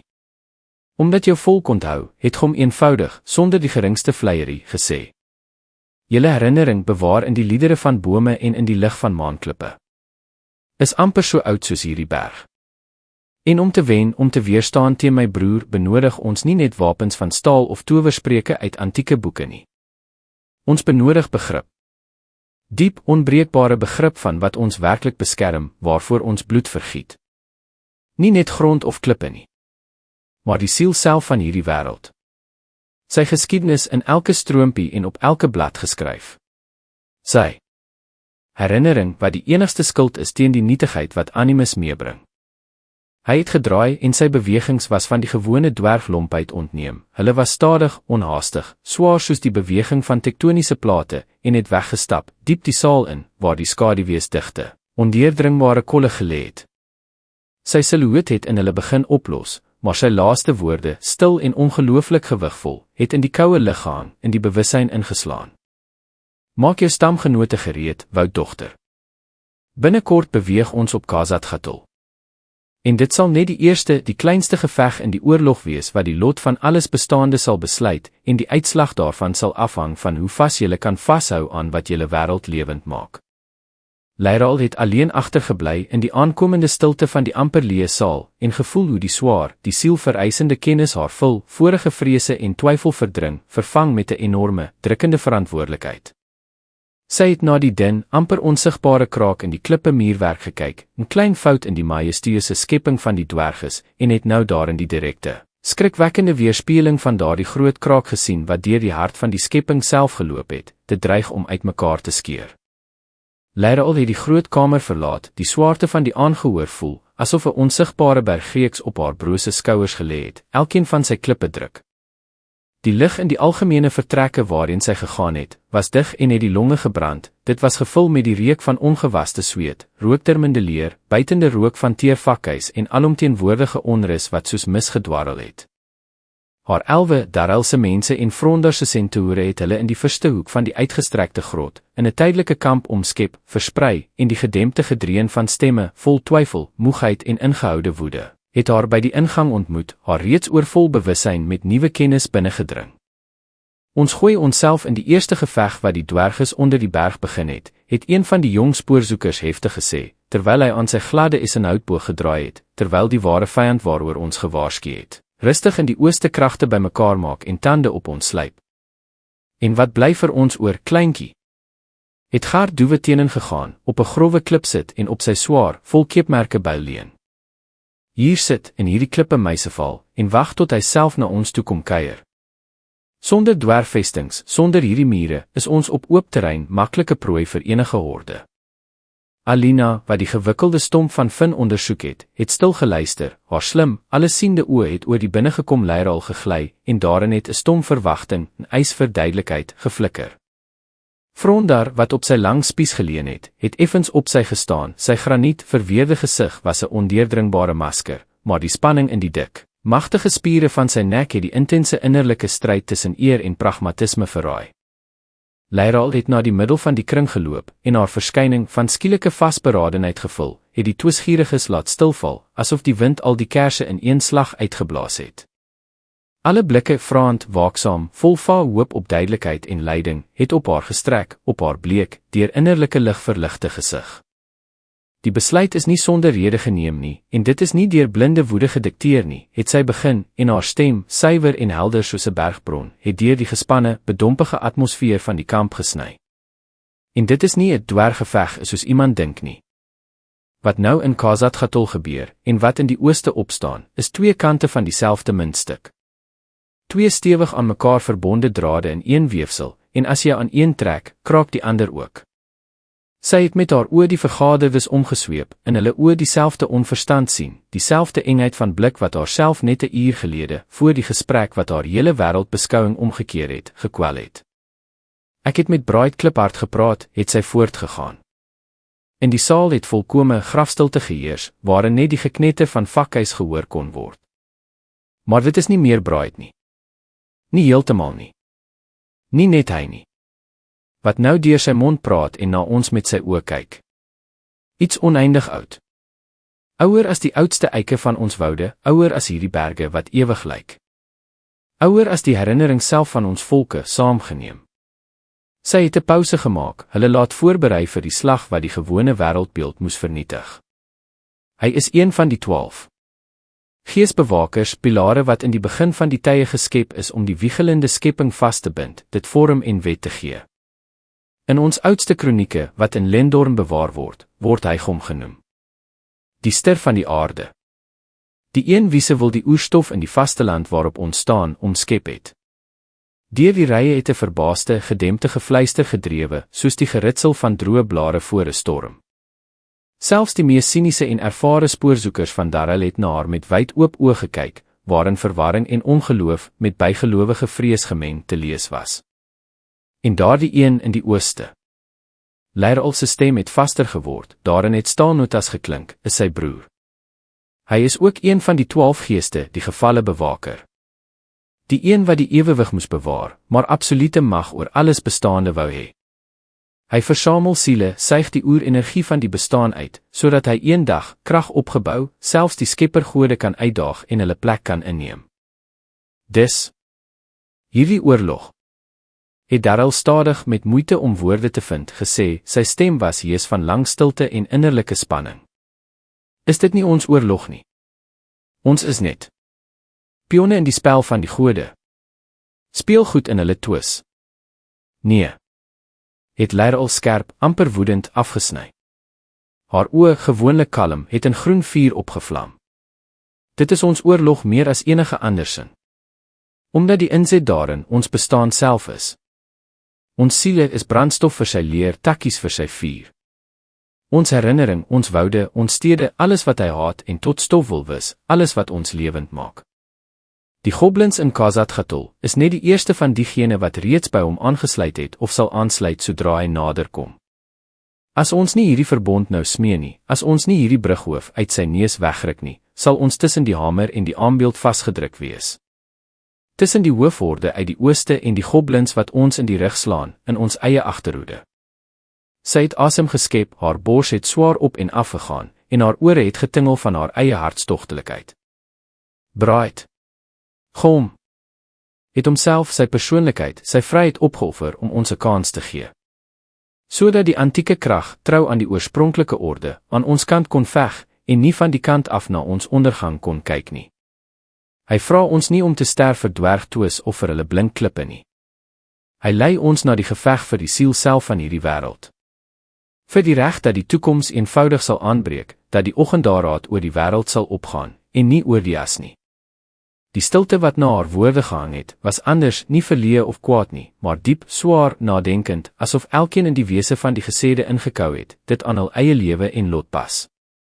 Agrim het stadig met begrip geknik, sy reuse, vol litteke figuur het effens minder gebuk onder die las van sorg gelyk. Dis, dit gaan nie oor klippe nie, het hy gekreun en sy stem het soos die knars van klippe geklink. En nie oor wraak vir ou wrok nie. Maar oor om nie hierdie pes verder te laat versprei en alles wat nog lewe op te eet nie. Presies so het Leiral vas bevestig. Khazad Gatol is nie die doel nie. Dit is die eerste verdedigingslinie wat ons nie kan prysgee nie. Die brughoof wat ons nie in die hande van die vyand kan laat nie, anders sal ons die volgende geveg by die mure van hierdie skuiling moet aanvaar, wat ons valsel sal word. Frondar het swaar op sy spies geleun en hom tot sy volle reuse lengte regop geruk, sy skaduwee het op die sittendes geval, en in sy moe, ingeslonke oë het die bekende vuur van vasberadenheid opgevlam. Die steppe leer 'n eenvoudige waarheid, wanneer jy 'n giftige slang by die drempel van jou tent sien, wag jy nie tot dit binnekruip en jou kinders steek nie. Jy kap sy kop af, sonder om te talm. Nou is daar die kop in die berg van die dwerges. Sy moe, maar vaste blik het die vergaderdes omgesweep, kortstondig op Alina en Kiron bly rus. Ek en my stamgenote sal in hierdie klippe bekrompenheid ingaan. Nie vir die dwerges en hulle skatte nie. Sodat ons vir hulle nog grond oor het om vry op te hardloop, dat die wind nog in die angelgras kan ritsel, en nie oor die uitgebrande woestynheid kan huil nie. Een vir een, knikkend of stil haar blik ontmoetend, het die mense, elwe en centaure hul instemming uitgedruk, en in hulle oë was nie blinde geloof te lees nie, maar harde vasberadenheid. Twyfel het nie heeltemal verdwyn nie, die vergaderdes was te ervare en verstandig daarvoor. Maar persoonlike wrok en vrees het nou plek gemaak vir iets sterker, koue, vreugdelose, maar kristalhelder begrip van noodsaaklikheid, die enigste regte pad in die ontstane duisternis. Leiral het na hulle gekyk, na hierdie brose, pasgebore broederskap in die smeltkroes van gemeenskaplike wanhoop, en gevoel hoe die monsteragtige swaarte op haar skouers effens verskuif, op baande versprei, van las en gemeenskaplike verantwoordelikheid verander. Die pad was duideliker as ooit. En dit het na die hart van die dwerggebiede gelei, na die antieke vesting wat van die voorvaders se bolwerk in 'n hol van besmetting verander het. Die eerste geveg van die groot, onbegryplike oorlog het onverbiddelik genader en sy asem het reeds die gesigte verkoel. Terwyl die bodes die boodskap deur alle verste hoekies van die drakerig gedra het, het die werk in die klippe ingewande van Nar Isdim Arak opgevlam. Die besluit, uitgelei in twis, moes nou in staal, vlees en taktiese kaarte beliggaam word. Die atmosfeer in die vesting het van swaar, onbesliste stilstand na gekonsentreerde besigheidsgewemel verander, deur die gekletter van metaal en kort bevele deurdring. Die groot smitsale, waar eeue lank die beste wapen van die kontinent gebore is, het nou soos versteurde byekorwe gebrom, die ondergrondse met oorverdowende arbeidsimfonie gevul. Dosyne smeltkroe het in helse vlamme gebrand, dansende skaduwees van magtige figure op die berookte mure gewerp, in die hittewaas rondgeslinger. Die lig was dig en het die longe gebrand, dit was gevul met die reuk van gloeiende metaal, buitende rook van verbrande steenkool en buitende suursweet. Die gelei van swaarhamers met die presisie van 'n horlosiemeganisme op die aanbeelde slaan, het in een deurlopende, amper ritmiese slag saamgesmelt, die harde krygslied van die dwergvolk, wat net een refrein geken het. Smee, die wapenmakers van die Eysterhand, wat stamvooroordele op sy gesit het skouer aan skouer met die meesters van die koperbaarde gewerk, wie se presiese en vernuftige werktuie, kruisboë met ratherlaat, skilde met staalvere, die eenvoudige verpletterende krag van byle en hellebaarde aangevul het. Hulle het nie net dwergwapens herstel, gehard en verbeter nie, maar ook die elegante klinge van die spoorzoekers, die ligte pylpunte van die elwe en die massiewe spiespunte van die centaure. Elke kling wat nou onder die hamer uitgekom het, was nie net yster nie, dit was 'n tasbare simbool van die nuwe, brose verbond, nie deur vriendskap bevestig nie, maar deur gemeenskaplike ellende. Leiral en haar afdeling het nie op sy gebly van hierdie algehele beweging nie. Die elwe, wie se vaardigheid in die hantering van die lang boog geen gelyke geken het nie, het lang ure in die ruim skietbaan, in een van die hoë, deurtogte geblaaste sale, deurgebring. Hulle onhaastige, tot outomatisme geslypte bewegings, stille bevele op die welleidende elwies, die ritsel van die boogstring, dit alles het 'n skril kontras met die donderdwerggewemel gevorm, maar was nie minder doeltreffend en dodelik nie. Ifiel, wat haar antieke kennis met die praktiese vaardighede van die dwerggeneesere, vertroud met ondergrondse gifstowwe en siektes, verenig het middels en verbandmiddels voorberei. Die reuke van geneeskragtige bergkruie het met die buitende gees van dwerg-antiseptika op basis van swaal en alkohol gemeng, 'n vreemde, maar bemoedigende aroma van gereedheid vir toekomstige wonde geskep. Die spoorzoekers van Darrell en die senturiere van Frondar het op hulle beurt die lewende, verbindende brug tussen verskillende, sleg versoenbare dele van die bondgenoot leer geword. Halfbloed wat gewoond was om alleen of in klein, beweeglike groepe op te tree, het nou ure lank die uitgevoude dwergkaarte van die tonnels bestudeer, ingegaan in die ingewikkelde, soos 'n spinnenweb, netwerk van gange, meganiese strikke en geheime deure wat Khazad-Gatol omring het. Darrell, met sy koue, roofdiere deurdringendheid, het in die stafgrot saam met Torben Koperbaard en die gryskopstrateë van die Eysterpiek gesit, presiese en genadeloose wysigings in die aanvalsplanne aangebring. Hulle sal nie 'n frontale aanval by die hoofhekke afwag nie, het hy gesê, terwyl hy met sy lang, vol litteke vinger oor die driedimensionele kaart op die klipplaat uitgekap gewys het. Grizzlk is 'n lafaard, maar slus soos 'n rot. Hy sal diep binne gaan sit, waar sy getal in die benoudheid die deurslaggewende voordeel sal hê. En hierdie koboldmynwerkers. Hulle sal nie van die front afkom nie, maar uit die onderste, oorstroomde vlakke, van onder die klip self af. Ons benodig sterk versperrings by alle ventilasieskagte en nooduitgange waarvan jy gepraat het. Die senturiere wat verlang en hulle gevange gevoel het in die klippemure, het die rol van die oefenaars op hulle geneem. Hul magtige, gespierde liggame en woedende, onstuimige vegstyl, in ontelbare steppe toegeval aangeskerp, het 'n aanskoulike en harde les vir die dwergkrygers geword, gewoond aan digte formatie en verpletterende houe. In een van die uitgestrekste sale het Frondar en Alina duidelik gewys hoe om die vyand te ontmoet sonder om die formatie te laat in mekaar stort, deur die lengte van die spiese te gebruik. Al die tyd het Braaitgom op sy gebly van die direkte voorbereiding, soos 'n stille berg. Hy het net af en toe verskyn uit die skaduwee self van die klippemure te voorskyn gekom, om een enkele, presiese vraag te vra of 'n lakoniese, geen teespraak duldende wysiging in die plan aan te bring, wat, soos die bevelvoerders later met verbasing besef het, die sleutel en reddende een was. Sy teenwoordigheid was swaar, tasbaar, asof die antieke berg self hulle voorbereidings waargeneem het, stil te bewaar. Hy het nie bevel gegee nie, geen onderwerping geëis nie.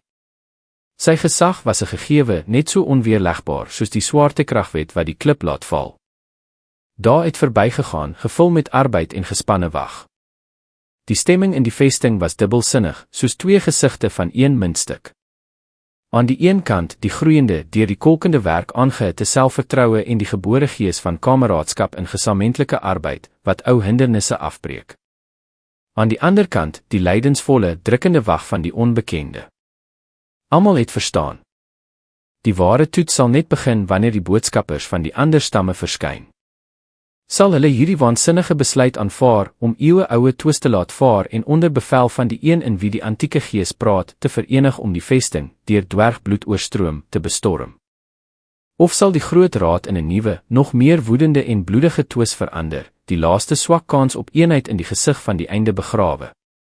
Hierdie wag het in die lug gehang, soos die reuk van 'n donderstorm voor die blits, dig en onrustig. Elke hamer hou op die metaal, elke klik van die gespante boogstring, elke skuur van die slypsteen op die staal was nie net voorbereiding nie. Dit was 'n uitdaging in die afgrond van die toekoms gegooi. 'n Uitdaging waarvan die antwoord sou bepaal of Nar Isdem Arak die plek van die geboorte van 'n nuwe liggende sou word, of sy laaste, begrafnissaal, waar die laaste hoop sou sterf. En toe kom die eerste boodskap. Nie met 'n moe boodskapper nie, wat deur die bergpasse gebreek het nie, maar met 'n doewe, groeiende, uit die diepste ingewande komende gedreun, wat deur die oudste, so snare resonerende, tonnels wat na die vesting lei, gekruip het. Dit was nie net 'n geluid nie, dit was 'n fisiese sensasie, soortgelyk aan die naderende, maar kragtige ondergrondse skok, wanneer nie net die lug vibreer nie, maar ook die klip onder die voete. Die lig in die smitsale het gewiebel, en vir 'n oomblik het selfs die oorverdowende, gewone gedreun van die hamers versmoor, verslind deur hierdie lae frekwensie gedreun wat uit die diepste van die berg, uit sy slapende hart, gekom het. Die werk het van self stilgestaan. Dwerges, elwe mense, almal het op een slag hul koppe opgelig, in onnatuurlike houdings verstaar, na hierdie gedreun geluister, dit met elke sel opgeneem. Dit was die geluid van 'n mars. Nie van 100 nie, nie 1000 nie, maar van baie duisende dwerges wat in unisone beweeg, in 'n harde, onverbiddelike ritme. Die geluid van die knars van ontelbare sole op die grove klip het met die doewe, massiewe gekletter van pantser wat in takt drinkel, gemeng. Dit was die gedreun van die naderende storm, maar 'n storm wat nie van buite afgekom het nie, nie uit die hemel nie, maar uit die diepste, vergete grotte van hul eie wêreld, redding die finale vonnis meebringend. Eers het die wagte verskyn, uit verskillende tonnels uitgestroom, soos versteurde mure uit hul ondergrondse gange. Hul figure, bedek met grys stof van verpaaie en verharde veiligheid, het uit die sy tonnel opgeduik en, sonder om die uitgrypende dwergpas te verlangsaam, na die groepie oudstes wat by die swart basalttafel gestaan het, geloop. Een met 'n verweerde gesig en gryse snor, dig bedek met die neerslag van padstof, het Jesus aangemeld en sy stem het die gespanne stilte deursny. Die stam donderhamers uit die noorde. Gelei deur Borenkeel. Trek met volle krygsring, met trosse en beleerwerktuie. Nog voor die teenwoordiges hierdie boodskap behoorlik kon begryp, het uit 'n ander, nouer gang, van die hooglandplate afkomend, 'n ander geluid gekom, nie die gedreun van duisende voete nie, maar 'n maatvolle, plegtige en koue geklink, asof iemand honderde dun, tot spelende glans gepoleerde staalplate, vol riene gedra het wat met elke stap getingel het, asof dit op 'n onsigbare magiese frekwensie ingestel is, 'n grillerige, buiteaardse musiek geskep het. En agter hulle, die rienewagters van die piek van die ewige sneeu, het die tweede wag afgekapt, en in sy stem was opregte respek, met vrees gemeng te hoor. Onder leiding van Magne Klipnyper self. En dadelik, asof uit die skaduwee self van die derde, die donkerste en vochtigste tonnel, wat uit die onondersoekte dieptes gekom het die derde figuur klankloos, soos 'n spook, uitgekom. Sy pantser was mat swart, die lig van die vakhuis absorberend, en sy gesig was deur 'n soliede gesmeede helm, met gestileerde, skerp vlermuisvlerke versier, weggesteek. En die wagters van die duisternis uit die bodemlose grotte, het die wag gesê, en in sy gewoonlik vaste stem het vir die eerste keer opregte, die sielvereisende onrus geklink. Onder leiding van Helga Bodemloos self. Niemand het gesien waar hulle vandaan gekom het nie. Die name wat tot die vergaderdes gedra het so swaar, verkoelde hamerhoue op die aanbeeld geklink, in die bewussyn van elkeen weergegee. Die donderhamers, woedende, vreeslose berserkers, wie se lawine aanval verpletterend soos die slag van die element self was. Die rienewagters, koue, afgesonderde meesters van krygsmagie en betowering van staal, wie se towerspreuke op pantser en wapens uitgekap, nie net die vlees kon verpletter nie, maar ook die onsterflike gees. En die mees raaiselagtige, byna mitiese wagters van die duisternis, oor wie net brokkige gerugte geloop het, asof hulle in die ondeurdringbare dieptes iets bewaak waarvoor selfs die bedreiging van die goblins bleek en kinderspelletjies lyk. Die groot saal van Nar Isdem Arak het stadig maar onverbiddelik begin volstroom, soos 'n beker waaruit uit verskillende houers gegiet word. Eers was dit klein, maar verteenwoordigende groepe van die stamme, die oudstes, bevelvoerders, hul wapendraers. Hulle het met beklemtoonde, harde waardigheid ingekom, die vergaderdes ondersoekend bekyk, met onverbloemde wantroue, en soms met openlike, eeuwe-oue vyandskap wat in elke blik te lees was. Die lig in die saal het digter en swaarder geword, gevul met die reuk van vergebringte bergstof, koue, deur die son onaangeroerde klip, vreemde, skroeiende sweet en so oud soos die berge self. Vyandskap wat eeue lank tussen die stamme gehang het. Leiral, wat vanaf 'n hoë galery gekyk het gevoel hoe die fisiese spanning met elke nuwe inkomende groep, met elke nuwe blik vol agterdog, groei. Sy het gesien hoe Dimran Eysterhand sy magtige, vol litteke vuis geknip het by die aanskoue van die krygers van die donderhamers, met wie sy stam eeue-oue, bloedige rekeninge oor ryk ertsare van die bewoonde rug gehad het. Sy het gesien hoe Torben Koperbaard skepties frons en sy kop skud by die verskyning van die rienewagters, wie se verfynde magie altyd onprakties en onbetroubare tyd en kragvermorsing vir hom gelyk het. En toe, die skare verdringend, het hulle self, die leiers, die saal binnegekom. Borenkeel, wie se befaamde plaatpantser met patina van die tyd bedek, vol vars keepmerke en dieptekens was, en sy gryse, in ingewikkelde vlegsels gevlegte baarde stewig deur massiewe ringe van swart vulkaniese glas omvat was. Magni klipnyper, ongelooflik lank en maar vir 'n dwerg, meer soos 'n standbeeld, met 'n gesig vol tatoeëermerke rinus wat flikkerend blou lig in die halfduister van die saal uitgestraal het, sy lang, amper elwiese vingers met perfek geknipte naels het senuweeagtig beenstukke met uitgekerfde antieke simbole betasel. En Helga bodemloos kort gedronge, haar swart matte, soos die siel self absorberende pantser, het geen enkele weerkaatsing gegee nie, en die blik van onder die gehoorende helm was leeg, koud en bodemloos soos die diepste kloof in haar gebied. Boren het eers die lydensvolle, drukkende stilte verbreek. Sy stem, grove en ongeslyp, het gedonder soos 'n ondergrondse rotsstorting, die lug laat bewe. Die eysterpiekroep praat van die einde van die tye en van die groot, ongehoorde verbond. Ons het gekom, ons huisvuurs onbeskermd gelaat. Maar ek sien voor my nie 'n verbond nie, maar 'n bond bymekaar kom. Hy het met minagting, met haat, met sy dik, krom vinger in die rigting van die mense en elwe gesteek. En het onderweg die nonsens gehoor dat Braaid Kliphard, ons beste spoorzoeker, die spreekbuis van een of ander antieke spook wat uit 'n spleet gekruip het, geword het. Waar is hy? Laat hy uitkom en aan ons almal bewys dat hy nie heeltemal sy verstand in sy eindelose, alleenlike dwalings deur verdoemde plekke verloor het nie. In die saal het 'n afwagtende, helder stilte gehang, waarin net die geknetter van die vakhuis gehoor kon word. Alle blikke, swaar en nuuskierig, het na die diep skaduwee by die verste granietpilaar gestrek, waaruit Braaid stadig, met dieselfde onafwendbaarheid waarmee die dageraad aanbreek of 'n gletser beweeg, uitgekom het. Hy het nie 'n enkele woord gesê nie. Hy het net stil gestaan en reguit na Boren gekyk. En in hierdie oomblik het die magtige, vreeslose leier van die donderhamers onwillekeurig 'n tree agteruit gestap en sy pantser het geklink. Dit was nie die vrees vir die dood nie, maar 'n skielike, alles verpletterende sensasie, asof nie 'n dwerg, nie 'n wese van vlees en bloed na hom kyk nie, maar die antieke, stomme berg self, wat vlees, stem en deurdringende blik verkry het. Die lug rondom Braaid het gewiebel, gestroom, en die gepoleerde klip van die vloer by sy voete het klankloos gedryf, vir 'n oomblik 'n perfek gelyke, spelende vlak gevorm, waarin, soos in 'n meer, die verbouwereerde, skielik van skrik verjongde gesig van Boren weerspieël is.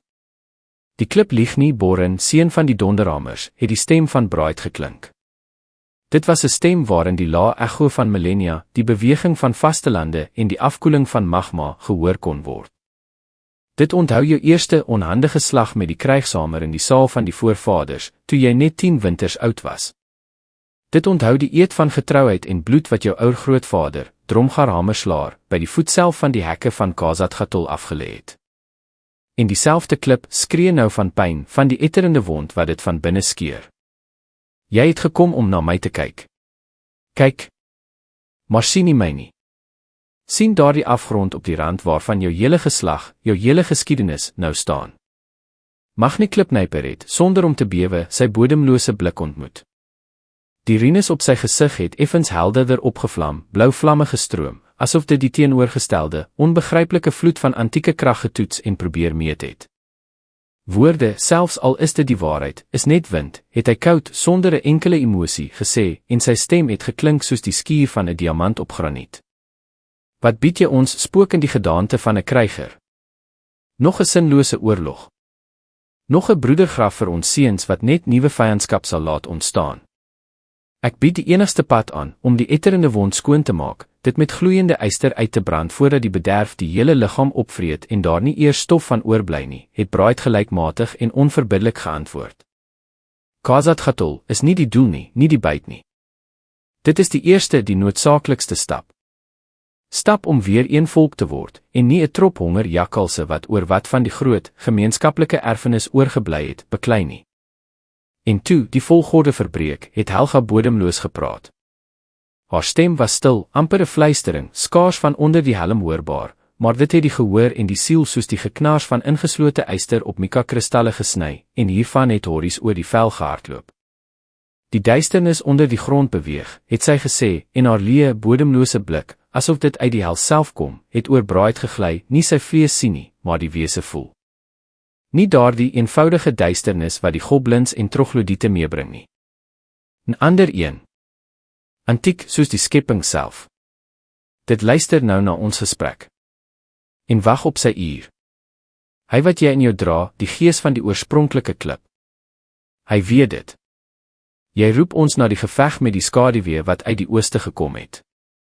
Maar is jy seker, braait, dat ons, terwyl ons langs jou veg, aan die ligte kant sal veg, en nie in 'n ander, nog skrikwekkender duisternis sal sink nie? Haar woorde, stil en skerp soos 'n vergiftigde kling, het in die lug gehang, dit met sinistriese, moeilik vangbare betekenis gevul, waarvan 'n koue rilling oor die rug gehardloop het. Braait het stadig, met dieselfde onafwendbaarheid waarmee die planeet self beweeg, sy kop na haar gedraai, en sy oë het die leegheid van haar blik ontmoet. Lig en duisternis, soos julle dit verstaan, bestaan nie. Helga van die bodemlose grotte, het sy stem, gelykmatig en onverskillig soos 'n natuurwet, geklink. Daar is net orde en chaos. Ewewig en verval. Ek dien die orde, die raamwerk waarop die bestaan rus. En hy wat in die sogenaamde eysterbuik wag, dien die chaos. Hy dien die einde van alles. Volkome en absoluut. Insluitend daardie antieke duisternis wat jy in jou grotte bewaak. Hy het met sy oë al die vergaderde leiers omgesweep, die woedende Boren, die koue Magni, die ondeurdringbare Helga, en in sy blik was daar geen smeking of oorreding nie. Daar was 'n eenvoudige, onverbiddelike konstatering van 'n feit, asof hy die teks lees wat op die tablette van die lot uitgekap is. Julle kan nou omdraai en na julle stamme, na julle versterkte kloof, terugkeer. Julle kan aanhou om gekerfde byle teen mekaar te slyp, die laaste are erts en die droë bedding van ondergrondse riviere verdeel. En dan, wanneer die ware duisternis, wat nie julle stam twiste ken nie, na julle deure kom, sal julle alleen sterf, soos diere in 'n hol wat doodgaan. Julle vesting sal een vir een val, julle kronieke sal in die bloedrooi vlam verbrand, en julle name sal vir altyd in die niet verdwyn, en niemand sal hulle onthou nie. Of, julle kan onthou dat julle eerstens kinders van die klip is, uit een gesteente uitgekap. En julle klip is een, en die bedreiging daarvoor is een. Hy het geswyg, en sy stilte was sprekender as enige harde woorde. En in hierdie helder, drukkende stilte, net versteur deur die swaar, fluitende asemhaling van honderde dwergkele, het die ongelooflike, ondenkbare vir die nog onlangs vyandige stamme begin gebeur. Borenkeel, sonder om sy harde blik van Braait af te wy, het stadig met 'n doewe finale gekletter, sy enorme, vol keepmerke krygshamer op die gepoleerde klipvloer laat sak, 'n gebaar indien nie van onderdanigheid nie, dan van die grootste erkenning en bereidwilligheid om te luister. Die donderhamers. Het hy gekreun en sy stem, gewoonlik donderagtig, het nou gedemp geklink, sal luister wat die klip sê. Magni klipnyper het stadig geknik, en die rinus op sy gesig, wat tot dusver met gespanne lig gebrand het uitgedoof, 'n gelykmatige, kalmte, amper vreedsame gloed aangeneem, asof hulle die antwoord gevind het. Die rinewagters, het hy duidelik gesê, sal hulle tekens in hierdie nuwe kroniek inskryf. Ons taal en ons towerspreuke sal sy reëls smee. Alle blikke, asof op bevel, het na Helga bodemloos gestrek.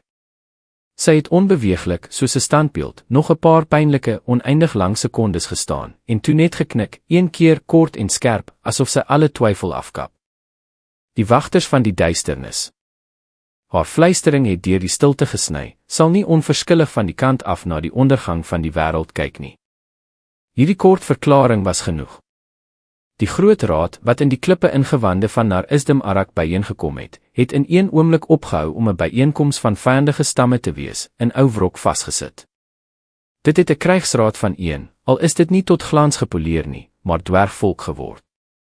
En die oorlog waarvoor hy besig was om byeen te kom, het net begin om sy vaandels uit te rol. Agter die magtige stamme, soos stroompies wat in 'n volstroomde rivier saamvloei, het ander, minder voorname, maar nie minder trots en hardkoppige gestroom. Die klipnypers van die westelike, deur winde geblaaste hange het aangekom, wie se myne nie so ryk was nie, maar wie se hardkoppigheid en uithou vermoë deur die hele rug bekend was. Die vierbaarde het verskyn, gedronge meesterwapenmakers, wie se swaar pantser oor die hele kontinent bekend was vir sy onverpletterbare, in dosyne gevegte getoets praktiese nut. Die gryskraans het gekom, min in getal, maar die antieke, amper vergete wysheid van die voorvaders bewarend, hulle oudstes met lang, soos watervalle, baarde het stil na die pleidooie geluister en geknik, asof hulle die aangehoor teen die antieke kronieke, wat nie op perkament bewaar is nie, maar in hul eie, onbreekbare geheue nagegaan het. Elke nuwe stam het sy eie stroom tot die algemene, groeiende gedreun van bedrywigheid bygedra. Die sale en tonnels van die vesting het gelyk of dit uitgebrei en dieper in die dikte van die berg onder die vloed van duisende ton staal, duisende digte baarde en duisende wille, tot een vasberadenheid saamgesmelt, ingegaan het. Die lig het gebrom en gefibreer van dosyne keelaks en dialekte, maar geleidelik, stadig, bo die ou wrok en agterdog, het een enkele, magtige ritme begin deurskemer, die ritme van voorbereiding vir die groot veldtog. Slegs van sommige stamme was daar geen spoor nie, asof hulle in die tyd verdwyn het. Die afgesonderdes, daardie selfde asketiese dwerges wat jare gelede na die oostelikste, verdoemde grense, na die gebiede waar die draakrig skerp afgebreek het, die eindelose en koue steppe ontmoet, weggegaan het. Van hulle is geen boodskappe verwag nie. Op hulle is nie in die geveg gereken nie. Hulle het self 'n legende, mite, verwysing in ou boekrolle geword, wagters van verdwynende grense, van kaarte gevee. As hulle nog bestaan het, het hul persoonlike, stil geveg reeds aan die gang, desperate, onbekende en, waarskynlik, reeds verlore. Teen die agtergrond van hierdie ywerige, alles absorberende bedrywigheid, het die finale besluit van die krygsraad soos die finale, oorverdowende slag van die krygshamer op die aambeeld geklink, die vonnis in staal gegiet. Die oudste van die Eysterpiek, na lang en gespanne oorlegpleging met Braaid Kliphard, Dimran, Torben en die leiers van ander stamme, het na die vergaderdes in die oorvol kamer uitgekom, en sy figuur het die verpersoonliking van die bergvesting self gelyk. Nadat ons die wil van die klip en die helder argumente van die rede aangehoor het, sy stem, doewe en gewigvol soos 'n ondergrondse skok, het die gedreun van die duisendtallige skare maklik oortref en verslind, bepaal die groot raad. Oor 10 dae en 10 nagte, wanneer die silwer sekelmaan in die hemelruim sal verdwyn, plek maak vir die ondeurdringbare duisternis, trek ons uit. Khazad-Gatol sal van besmetting gesyfer word, en die dwergvesting sal na sy kinders terugkeer. Teen hierdie uur moet alles gereed wees. Die smitkroe vir die laaste keer geslaan wees. Die klinge tot skeermes skerpheid van gedagte geslyp wees. Die harte in die gemeenskaplike vuur van een wil gehard wees. 10 dae?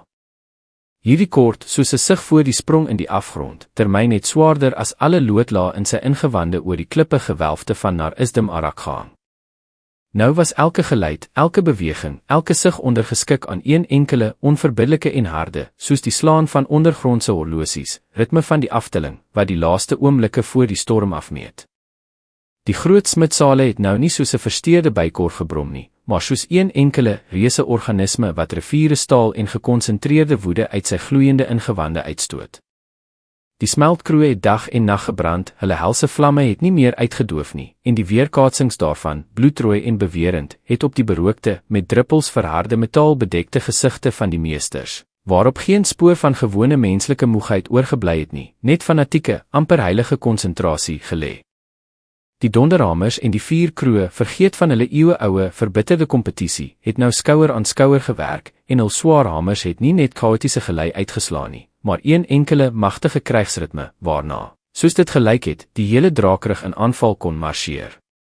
Selfs die mees pragmatiese en berekenende koperbaarde van Torben het hul ingewikkelde, met syfers besaai tekeninge op sy gesit, en hulle aan massiewe moesleutels en hamers vasgeklem, elke klinknagel beleermeganismes. Monsteragtige stormramme met koppe van vulkaniese glas, beweegbare skilde met staalplate beslaan, en opvoubare stormtorings, wie se eysterskelette in die aangrensende, laer sale opgegroei het, soos staalreuse gebore vir vernietiging. Die elwe van Leiral, wie se teenwoordigheid nog onlangs waaksaam blikke en gedempte gefluister veroorsaak het nou 'n onafskeidbare, gewone deel van die algemene voorbereiding geword. In die ruim skietbaan het amper helder gespanne stilte gehang, net versteur deur die skerp fluit van die lig wat verdeel word, en die doewe klap van die pyle wat in die teikens inslaan. Maar dit was nie meer 'n eenvoudige oefening nie, dit was 'n diep, gekonsentreerde meditasie, 'n ritueel van suiwering en instelling. Elke boogskutter, of dit nou 'n onsterflike elf of 'n gedronge dwergkruisboogskutter was, het in elke skoot nie net fisiese krag ingelê nie, maar al sy konsentrasie, al die opgehoopte woede en koue vasberadenheid. Ifiel en haar helpers het in 'n aparte grot 'n ware veldhospitaal ontplooi, waar die dwergbuitende antiseptika, wat na kool en swaal ruik, op die rakke langs die elwiese balsams, wat 'n fyn aroma van heuning, was en geneeskragtige bergwortels versprei gestaan het. Die reuk was vreemd, ongewone, maar 'n vreemde vertroue in sy doeltreffendheid ingeboesem. Self Braaid Kliphard het in hierdie dae selde, soos 'n spook, verskyn. Hy het soos oor hierdie reuse, ywerige voorbereiding gesweef, nie by die bevele van die bevelvoerders ingemeng nie, maar sy onsigbare teenwoordigheid was oral voelbaar, soos die druk van die dikte van die berggesteente. Toe in een van die verste wapensale onverwagse onstabiele rotsblok ingestort het, wat dosyne wapenmakers dreig om te vergrys, het die gepoleerde klip van die vloer by hul voete self opgebol, 'n onmiddellike en stewige beskermende versperring gevorm. Niemand het gesien hoe dit gebeur het nie, geen towerspreek gehoor nie. Maar almal het sonder woorde alles verstaan. Die berg, hul moeder en vesting, was saam met hulle, en sy wil het deur die mond van Braaid gepraat. En toe het die laaste nag, die langste en stilste oor al die 10 dae, aangebreek. Die alles absorberende geraas van die werk het stilgeval, die aambeelde en hamers het geswyg. Alle voorbereidings was voltooi, alle meganismes nagegaan. In die enorme, deurtogtige blaaste sale het duisende krygers hul op die klippe vloere neergelê, probeer slaap, maar die slaap, swaar en onrustig, het by niemand gekom nie. Die dwerges het in klein groepies by die uitgebliste, maar nog warm smeltkroeg gesit, die reeds onberispelik geslypte wapens tot spelende, verblindende glans gepoleer, en hul baarde het intakt met die gedreun van die ou krygsliedere gewiebel. Die elwe het stil gemediteer, hul bene gekruis, hul pragtige en afgesonderde gesigte in die halfduister, net deur die weerspeling van die gloeiende mosse verlig, het soos bleek, versteende maskers van olifantbeen gelyk. Die mense en centuriere apart saamgekom, het vir die laaste keer die tuig nagegaan, die rieme van die pantser aangetrek en na een punt in die leegte gestaar, gedagtelik reeds daar, agter die magtige mure van die vesting in die rokerige, na dood reikende sale van Khazad-Gatol. Leiraal het hierdie nag, soos 'n ware aanvoerder, stil die slaande, of net voorgewende slaande, kamp deurgeloop. Sy het stadig geloop, haar ligte tree het geen klank op die gepoleerde klip gemaak nie, verby rye dwerges wie se gryse, gevlegte baarde soos verwarde maanhare op die staalborsplate gelê het, verby mense wat amulette en medaljes in hul hande vasgedruk het, verby centuriere wie se magtige, vol litteke sye gelykmatig intakt met die swaar, soos wind in 'n grot, asemhaling op en af gegaan het. Sy het by die ingang self van die hoofsaal stilgestaan, haar hand op die koue granietdorpel laat rus en na die reuse, met riene versierde en met massiewe grendels geslote hekke wat na die tonnel in die noorde, na hul gemeenskaplike lot, lei, gekyk. Agter hulle, agter hierdie stewige hindernis, het die kronkelende pad gelê wat hulle na glorie na ondergang moes lei. Môre. Met die eerste straal van die dageraad wat nooit in hierdie sale sou deurdring nie. Die lig rondom was dig, onbeweeglik en swaar, wat na afgekoelde metaal, deursweet vel en stom, onuitgesproke gebed, na die klippe gewelfte gerig, geryk het. 10 dae het verstryk, die laaste sand het in die horlosie geval. Die tyd het aangebreek om op alle rekeninge wat die lot gestel het, te betaal. Met dagbreek, toe die laaste, hardnekkigste skaduwees van die nag nog aan die tande gewelfte van die ondergrondse sale vasgeklou het die oudstes en opperbevelvoerders vir die laaste, kort raad by die swart basaltafel byeengekom. Die lig was koud, skerp en stekelig, soos die lem van 'n pas geslypte dolk. En presies toe, in hierdie voordagbreek stilte, is die besluit wat lank en in die geheim in die verstande van diegene wat 'n bietjie helder berekening onder die algemene woede en strydlus bewaar het, hardop uitgespreek. Die jongelinge en diegene wat nie kan veg nie, bly hier, die stem van die oudste van die Eysterpiek het vas en onweerlegbaar, soos 'n smidshamerhou geklink. Finn, Elric, Lodi, Torian. Vir julle is daar geen plek in hierdie beleer vleismolen nie. Die goblins van Khazad-Gatol is slie en wreed, hulle gifstowwe spaar niemand nie. Die stilte wat op hierdie woorde gevolg het, was oorverdowend, dig soos teer. Die bleek, deur wrok en woede verdraaide gesig van Torian, sy vuis in magtelose woede geknip, die leë, maar ondraaglik deurdringende blik van Elodie, na nêrens gerig, elkeen van hulle het hierdie harde vonnis op sy eie manier, maar ewe pynlik, beleef. Selfs Finn, wie se jong siel heeltemal uitgebrand gelyk het stadig sy gedoofde, dooie blik op die oudste opgelig, en in die diepte daarvan het vir 'n oomblik, soos 'n kole in die as, die skaduwee van vorige, onuitgesproke pyn geflikker en uitgedoof. Julle sal hier bly, onder die beskerming van hierdie mure, en wag op ons terugkeer, het die oudste voortgegaan, en in sy gewoonlik soos granietvaste stem het vir die eerste keer nie net ysterwil geklink nie, maar ook swaar, vaderlike, oneindig moe hartseer van diegene wat, moontlik, vir altyd afskeid neem. En dadelik, asof die aarde self, wat die onreg nie kon verdra nie, vir hulle plek na vore gebars, het 3 vorentoe gestap.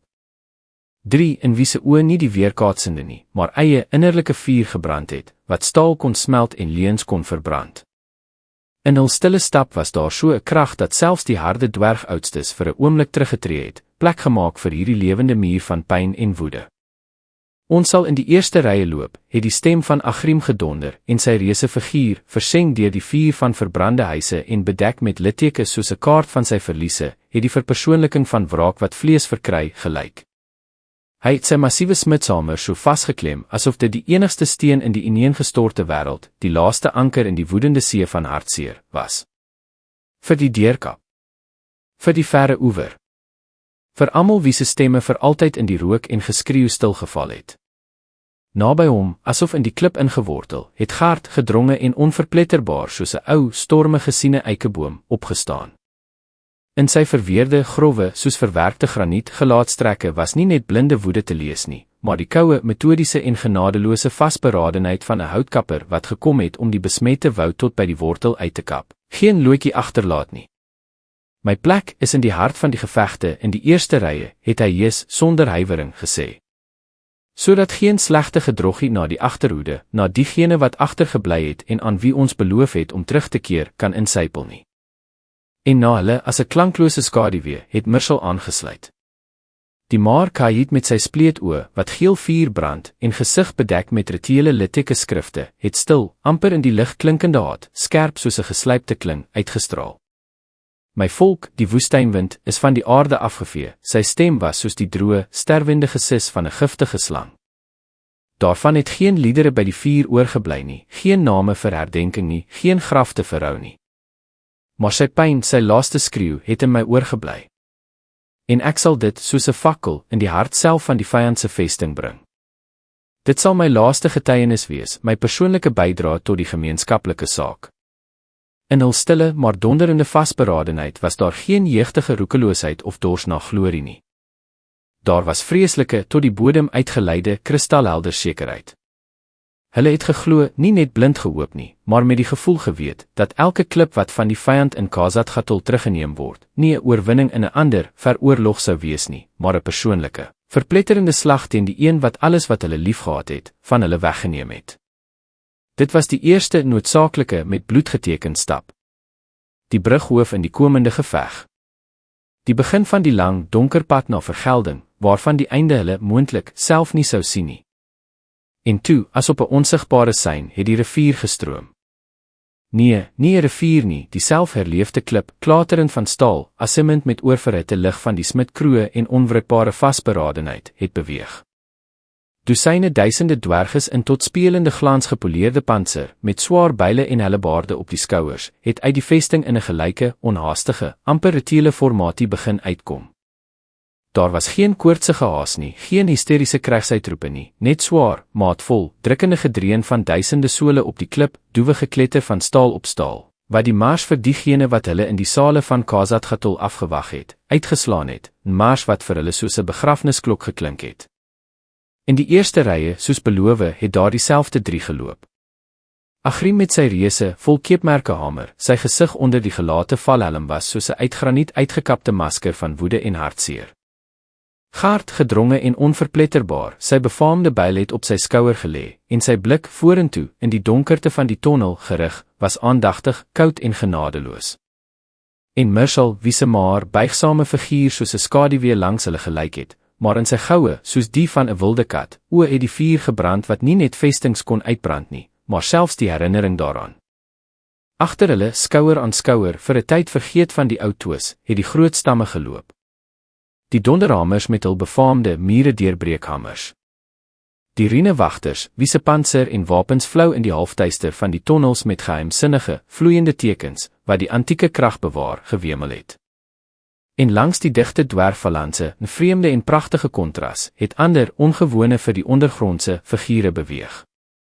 Die elwe van Leiral het klankloos gegly, hul lang boë was gereed, die boogstringe gespan, en die gesigte onder die kappies het die yskoue, afgesonderde kalmte van die ewigheid bewaar. Die spoorzoekers van Darel het in 'n saamgetrekte, beweeglike geveggroep geloop, hul gemengde bloed van mense en elwe het hulle 'n spesiale, roofdieregrasie en spoed gegee, en die geoefende blikke, gewoond om spore en hinderlaat te lees, het die geringste onsigbare bedreigings in die duisternis gesoek. En die senturiere van Frondar, hul magtige, in staal geklamde hoewe het 'n spesiale, nie harde nie, maar met die bene hoorbare ritme uitgeslaan, en die lang, saamgestelde boë in hul sterk hande het so speelgoed gelyk, maar elkeen in die kolom het geweet, hul pyle ken nie mis nie, en sal selfs die dikste pantser deurboor.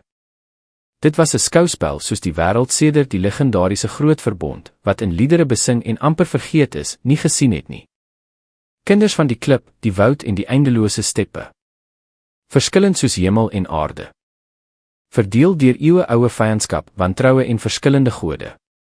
Maar nou, in die wiegelende lig van die vakhuis, is hulle deur een wil, in staalkling van noodsaaklikheid gesmee, gelei. Een gemeenskaplike ellende wat alle hindernisse weggevee het. En bo hierdie hele see van staal, effens op sy, nie die formatie aanvoer nie, maar die onsigbare geestelike en fisiese middelpunt daarvan, het Braaid kliphard swaar en onafwendbaar geloop. Hy het nie rondgekyk nie, nie die krygers aangemoedig nie. Sy bodemlose blik was net vorentoe, na die noorde, in die digste duisternis, waar in die onderbergkamers hul doel en hul ewige vloek gelê het. Van hom het dieselfde onveranderlike, drukkende krag uitgegaan, maar nou was dinamika, vreeslike gerigte krag, daarin voelbaar. Dit het gelyk asof die berg self, eeue lank op sy plek gestaan, uiteindelik van sy fondament af beweeg het om 'n ander, ontheiligde berg te bestorm. Hulle het na die noorde in die hart self van die duisternis geloop. Na Khazad-Gatol. Na die dwergwieg, ontheilig, bespieg en in 'n hol omskep. Na die eerste verdedigingslinie in die oorlog wat vir die wêreld net begin, maar vir hulle reeds lank aan die gang was. Hulle het nie net geloop om dit terug te verower nie. Hulle het geloop om die etterende wond op die liggaam van hul volk met gloeiende yster uit te brand voordat die gif deur alle are versprei en alles lewend doodmaak. Hulle het geloop om hierdie eerste bloedige stap in die lang, genadeloose oorlog teen die ware, bodemlose duisternis te neem. En hulle het geweet, met 'n deurdringende sielsekerheid, dat baie van diegene wat nou uit die groot hekke van Nar Isdim Arak uitkom, hulle nooit weer sal sien nie, nooit weer hierdie drempel sal oorkom nie. Dankie vir u aandag. Ons hoop regtig u het die boek geniet. Like en teken asseblief in om die volgende deel of hoofstuk te kry.